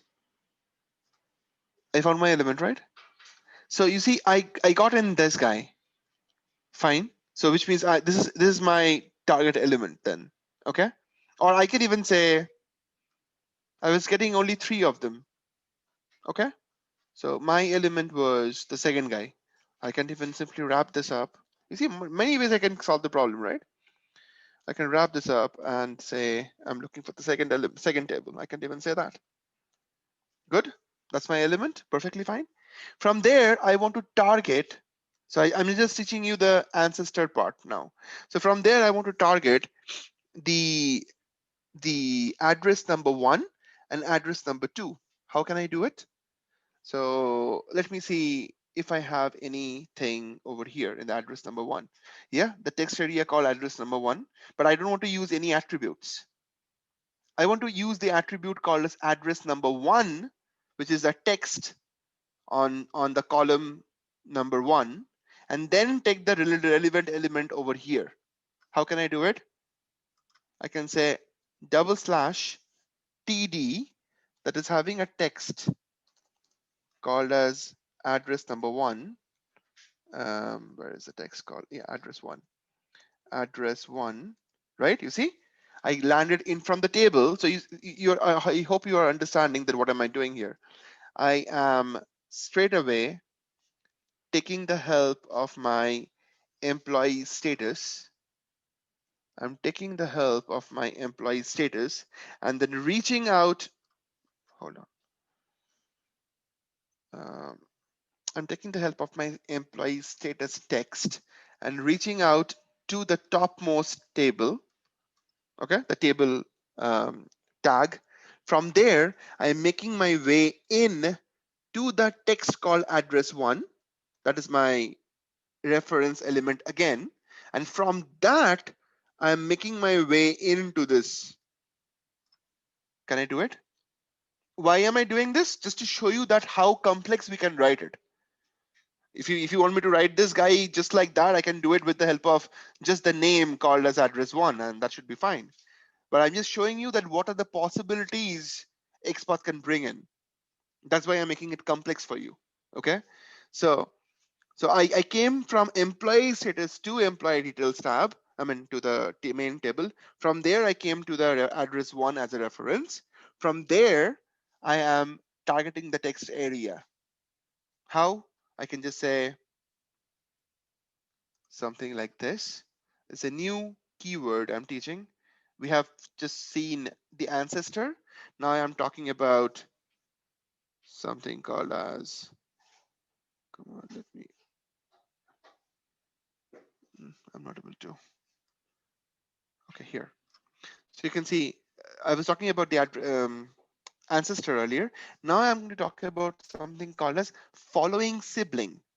Why following sibling is important to know? We should know it because you see, this TD and this TD and this TD and this TD are 4 attributes or 4 tags which are sibling to each other. So you see that right now this guy is highlighted, which means my XPath is pointing to this level right now. So from this level, I would like to come to this level. From this guy, I would like to come to this guy because this guy is my target guy, right? How can I do it? I can easily do it by from TD, I can go to the following TD, which is the following sibling, the next sibling, that is this TD. From this TD, I can go to the text area. How can I do it? Is very simple. I will write it like slash following sibling colon TD. You see, I am in this TD now. That is getting highlighted. And from there, I can easily see, say, it is a text area. That's it. Yeah. But it is giving me 2 of the text areas. One text area is for address number 1, and then one for address number 2. Okay. So I want to target the address number 1 itself. Okay. How will I do it? I can easily wrap it up in a bracket and say, I'm looking for 1. Sorry, not this. I'm going to wrap it up in a bracket again, and I'm going to say, I'm looking for only the first text area.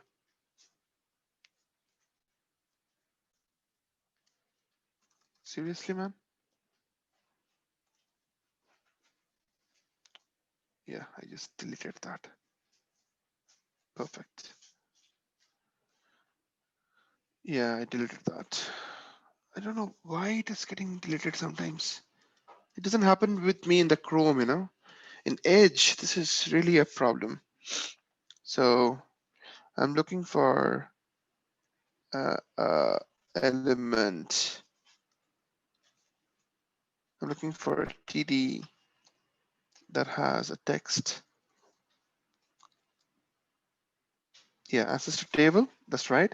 And then I was looking for TD. No, this is one of three. And then I say I'm looking for the second guy. I'm looking for the second guy. Yeah, you see that? Deletes it. Why you're deleting it, man?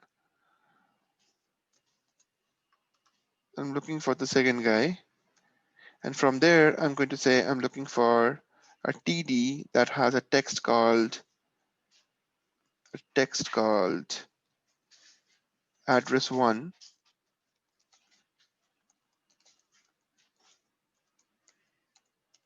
Okay. And then I'm looking for a following sibling.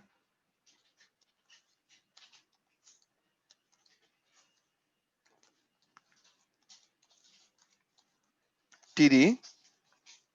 And then I'm looking for a text area called as text area. And that is this guy over here, but I want to target only the first element. So I'll just wrap it up in a bracket and then just say, I'm looking for the first guy. Make sense? So you just saw that how I took the help of my Xpath understanding, how I have taken it to a different level altogether. So that is my Xpath, which is completely custom built and which will never fail, right? Because I'm saying I'm taking the help of employee status going to my main table, from there going to my address text, from there I'm going to the text area. Is this understandable? In XPath access, that's what all we have. We have following sibling, preceding sibling meaning the sibling again, but sibling is like just above me, above the current node. That is a preceding sibling. Following sibling is just below the current node. And then we have ancestors, and that's pretty much about it with XPath access. Is this clear? If everybody is understanding this whole game of XPath, just let me know. I mean, if you are totally confident, or if you have any problem with XPath access at all.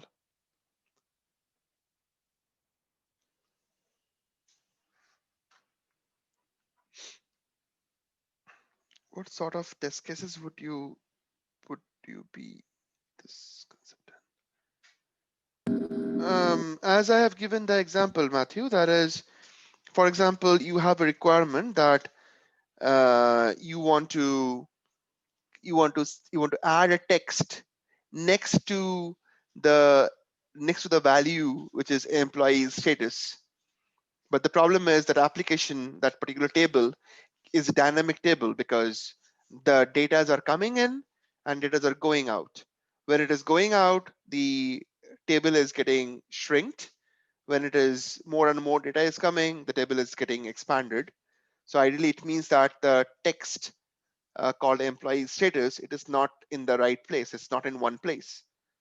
So which means you have to take the help of employee status as a relative text box, relative text, and then find a target element referencing to the employee status text. Is that clear? That is your test case. Or it could be something else. I mean, maybe you want to click on some button, and that button is, the location of that button is changing. And then you take the help of a reference element and you say, wherever this guy is going, I want to click the next button to it. Something like that. And those kind of situations will only be arising in a situation where you don't have a direct way to communicate to a target element.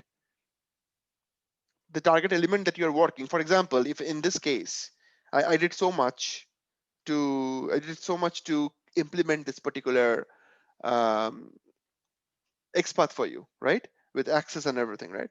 What if you have a situation where you don't even need any of it, which means if I take you to this guy here, right? What if this text box is the one that is a target text box, right? What if this text box is having an ID or a name that is perfectly given for itself? And when you have created a text, XPath for this particular with the attribute name, you're seeing it uniquely available in the page. What if that is the case? Obviously, in that situation, you will not be, breaking your head towards writing a reference element XPath. No. If you have direct access to the element, then obviously you will go with that. But if you don't have a situation, if you don't have a direct access to your target element, that's where you will take the reference element and then you will create your XPath saying wherever my employee status is, just next to that, there will be area of interest. So perform a click on that or enter some text on that. Something of that sort. Is that making sense to everybody?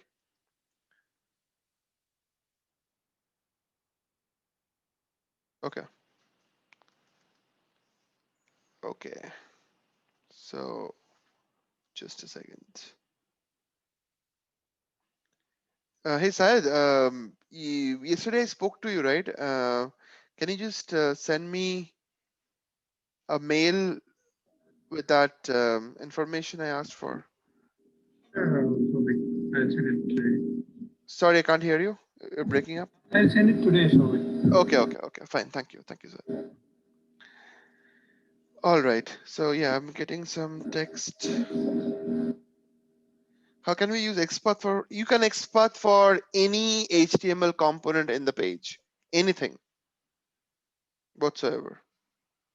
Okay. So that is what I wanted to talk about. Let me quickly move on to the next piece, which is in the class 11. I have spoken about, please look at the videos where I've spoken about how to find out multiple elements in the page. Okay, how to find out multiple elements in the page. And I have written a test case in the video about with that multiple elements in the page where I'm performing a click on every link. And also I have used the similar test case with a different approach with the help of HTTP calls. And I've explained that in that particular scenario. So I think if you have any questions, you can ask me on that. But it is pretty much well explained in the video. If you have watched the video, it should be simple. That is that. Next is I have class 12. In the class 12, I've spoken about access. That's fine. In class 13, I have spoken about the navigation commands, I think. No, automate the test case, launch the application, track error message, those kind of stuff. Yeah, hostel world stuff. Okay, just a minute. Where am I losing that?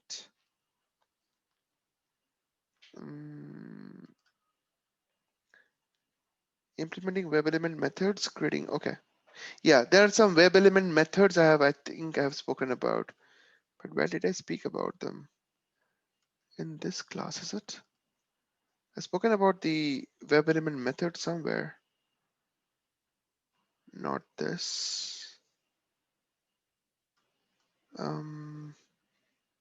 Class 10.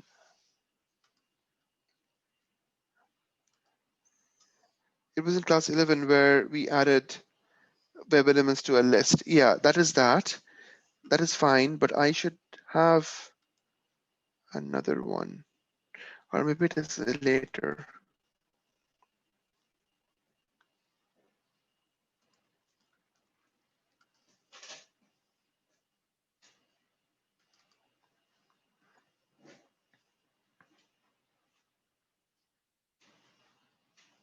Yeah, no, I think I have done with all of them.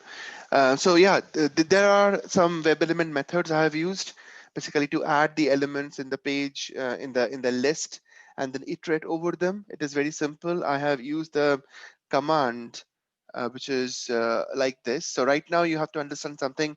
Drive. Okay, let me make things a little bit clear. When I'm talking about driver.find element, let me make things clear. Um, I will just break down this whole piece of code so that you can understand how things are done. So just a minute. So what we are writing is like this, right? We're writing this guy, okay? So I'm going to break it down into pieces so that we understand it very well.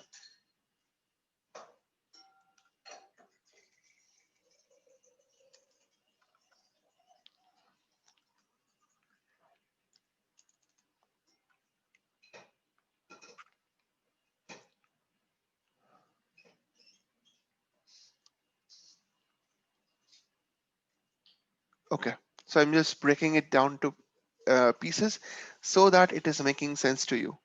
Let me write things for you so that you don't have any confusion. Have you guys ever thought that how I am able to chain or create a chain of this command from the start to the end? How am I able to chain them? On what basis I'm able to chain them? Have you thought of it? Like I'm using something called as a dot operator, which I have anyway spoken about when I was talking about them in the class and the concept about the class and everything, right? So that is definitely there. But what else you should be understanding? How can we break it down? Like how exactly this whole command is getting built? So first and foremost, we already know about the driver. The driver is a web driver or a Chrome driver instance. This is a Chrome driver instance, right? It's a Chrome driver instance. We are all good with that. Yes, no? Everybody is okay with that? Yes, no? Okay, Yes. okay. Now, inside the Chrome driver instance, we have the second part, which is find element. What is find element? Find element is a method of Chrome driver instance or a Chrome driver object. How can I prove that? I can prove that by looking at the documentation. Guys, if you have to be successful in programming world, you need to read, you need to understand how to read the documentation.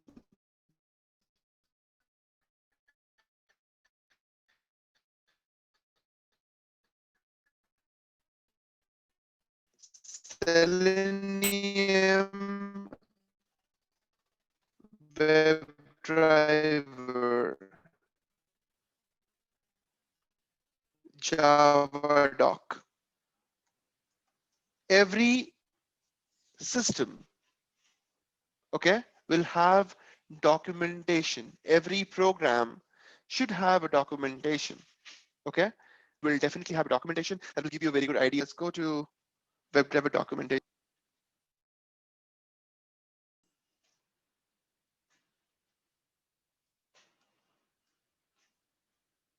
Mm,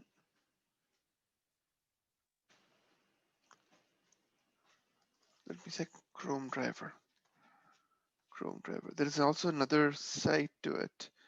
Okay, here. No, this is an old one. This is not the one I'm looking for. Mm,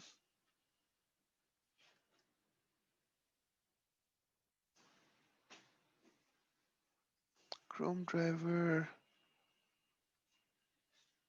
Chrome driver.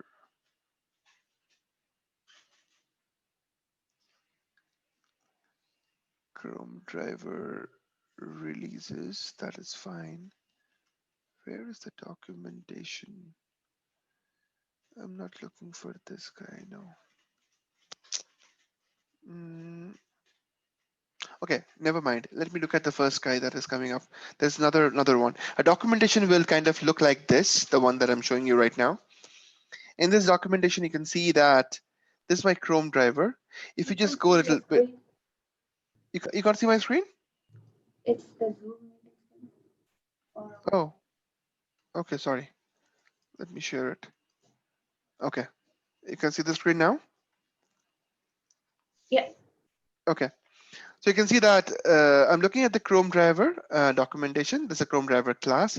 If I go down a little bit in the Chrome driver, you can see that a Chrome driver is extending is a Chrome driver is extending remote web driver.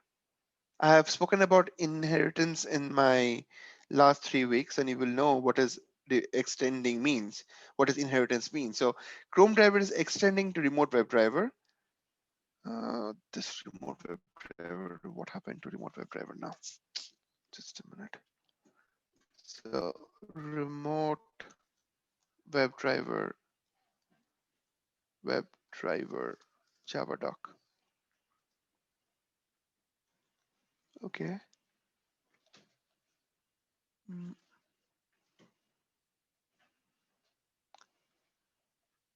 I'm not looking at the right place for sure, because this documentation is not the documentation that I'm looking for.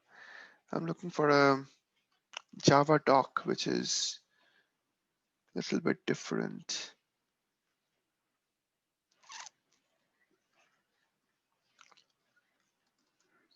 Remote web driver Java doc. Come on, man.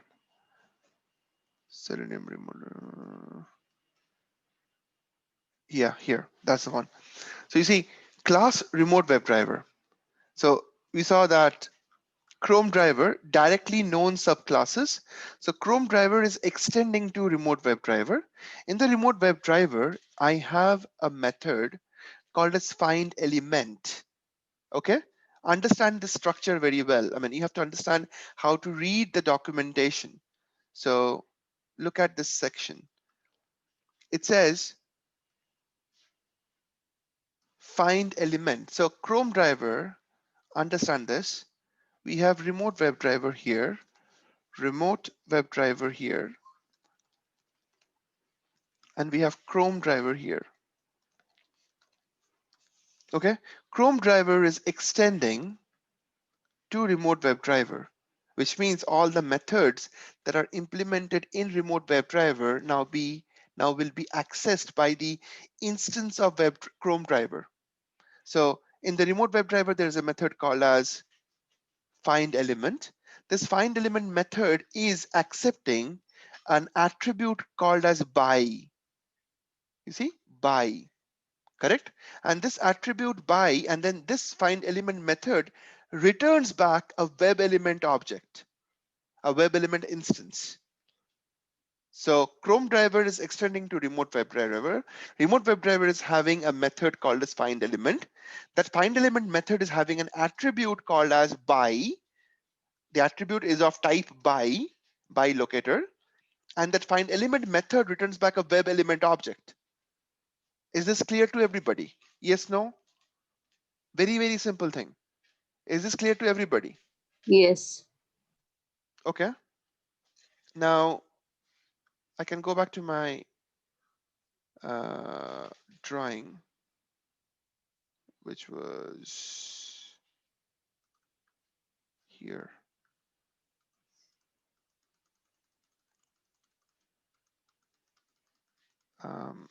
Sorry, not here, right? I was drawing it in my code. Okay. So as I said, actually, I'll put the comment. It's a Chrome driver instance. Then find element is method from remote web driver, Chrome driver instance, remote web driver, and we are able to access it as Chrome driver extends remote WebDriver. That's why I am able to access the find element method. The find element method is having an attribute. This is the attribute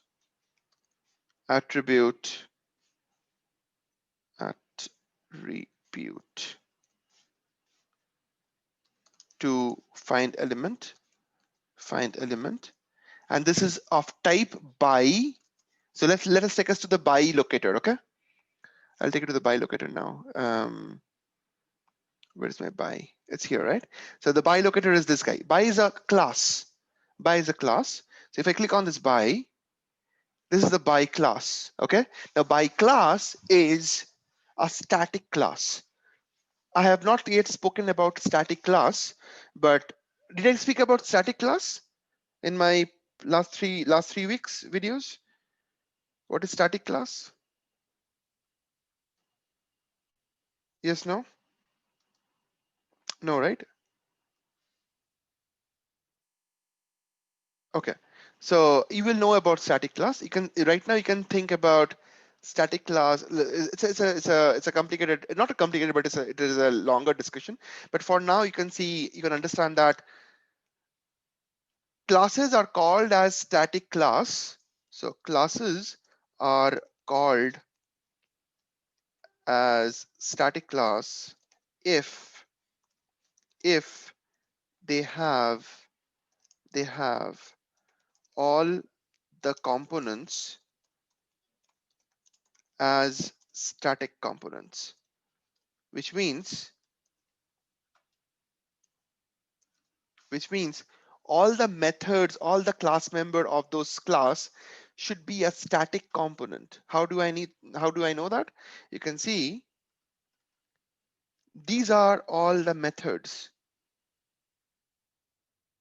You see, these are all the methods: class name, CSS selector, ID, link text, Xpath, everything is a method. You see, method summary. They're all methods and they are all static methods.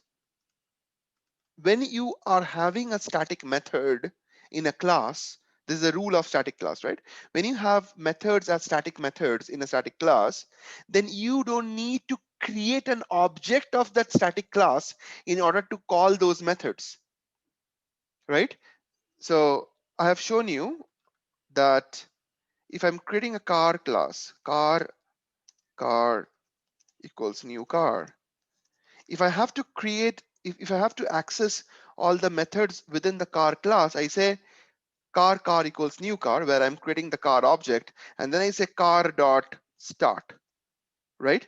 That is what we have seen so far. But if I have a situation where the start method is a static method, okay, then I don't even need to create an object of car. I can directly call the static method with the help of car class itself. So I say car dot start.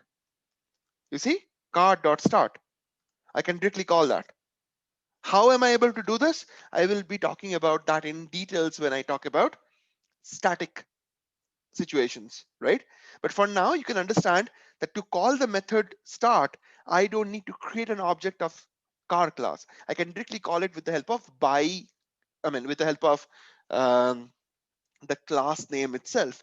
So the same concept goes in here. Because the by class is a static class, so you see by class is a static class, and all the methods within it within it are static methods. So I can just directly call them with the class name. So I say by dot xpath, and that's exactly what I have done here. I say by dot xpath. So I say attribute to find by element by, which is a static class. So calling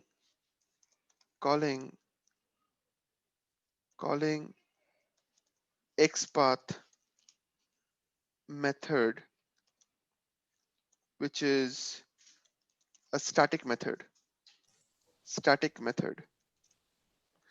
That's how I am able to call the Xpath method, because buy.xpath is a method. This command that I have built, or this is the command that we are writing for a few weeks now, is not built just out of the way, right? I mean, out of the blue, right? We are building it because there is a proper chain that has been created, and you have to, you should know, everybody should know how to break down the code. Otherwise, you will not be able to register this in your mind. Otherwise, you will have a habit of like mugging up stuff. You cannot mug up. You should understand what's happening, right? So Subik, I just have a yeah, question. go on. So because they are static, Mhm. like by.xpath, Yeah. is that allowing them to be passed as a parameter to the find element method then? No, because find element method is accepting a by attribute. You see that, right? Yeah. If I go to my, But that's technically a parameter, isn't it? yeah, exactly. Yeah. It's a parameter to the by method. So this is a by. Sorry, it's a parameter to the find element method. So Yeah. find element is taking an attribute as a by, okay? And you can put any kind of by.xpath, by.class, by.id, whatever. That's Yeah. how you are passing on the by object, right? Yeah. So until now, we were dealing with the method that was where we were passing a number or a string or whatever. But Yeah. ideally, you can pass on anything. You can pass a class object. So by Okay. is a custom class, and you're creating an object of that. I mean, you're not creating an object of it. You're just calling the method of the by class, and you're passing that information there, right? Okay. Good. Thanks. Good. Okay. So now the point is that, sorry, not this. So now the point is, where's my this guy? So this whole structure that I just spoke about right now, this whole thing that I'm right now highlighting in blue, this guy, this whole structure of this guy is resulting to a web element object. How do you know that? Because if you go back to the documentation again, what does it say? It says find element. This method is returning back. It is returning back a structure or a object, which is web element object. This guy is returning back a web element object, which means when I write the command driver, which is my main component here, driver.find element, okay, and I'm passing the by, right, by whatever, right? When I'm saying driver.find element, this find element is able to return back a web element object. And if that is the case, then I can easily write this, right? I can say web element equals driver.find element by XPath or whatever, right? Once I'm able to write that, so I say web element ELE equals to driver.find element by XPath, and then within by XPath method. By the way, this XPath is also a method which accepts a string as your XPath string, if you remember that, right? So that's that. Once you create this part, then you can easily say that ELE dot click or dot send keys or whatever, and that's how you are able to build that structure driver.find element by XPath dot click. And when you write everything in one line, you don't put that to web element object and say click separately. You put it everything in one line, right? The way I did it here in the code, right? That is how exactly it works. Driver.find element by XPath dot click, and that's how it works. The whole one-liner thing, that's how it works. Everybody is super confident with this breakup. Yes, no?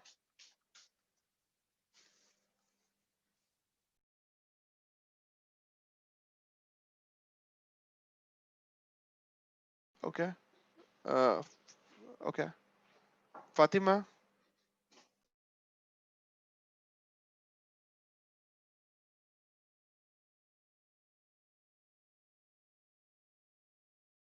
All right, so that is pretty much that I wanted to cover up today. I will be enabling you guys with week number 5, and yeah, regarding the registration, guys, next week I'm going to send. First and foremost, I will be sending a mail to you by today or maybe tomorrow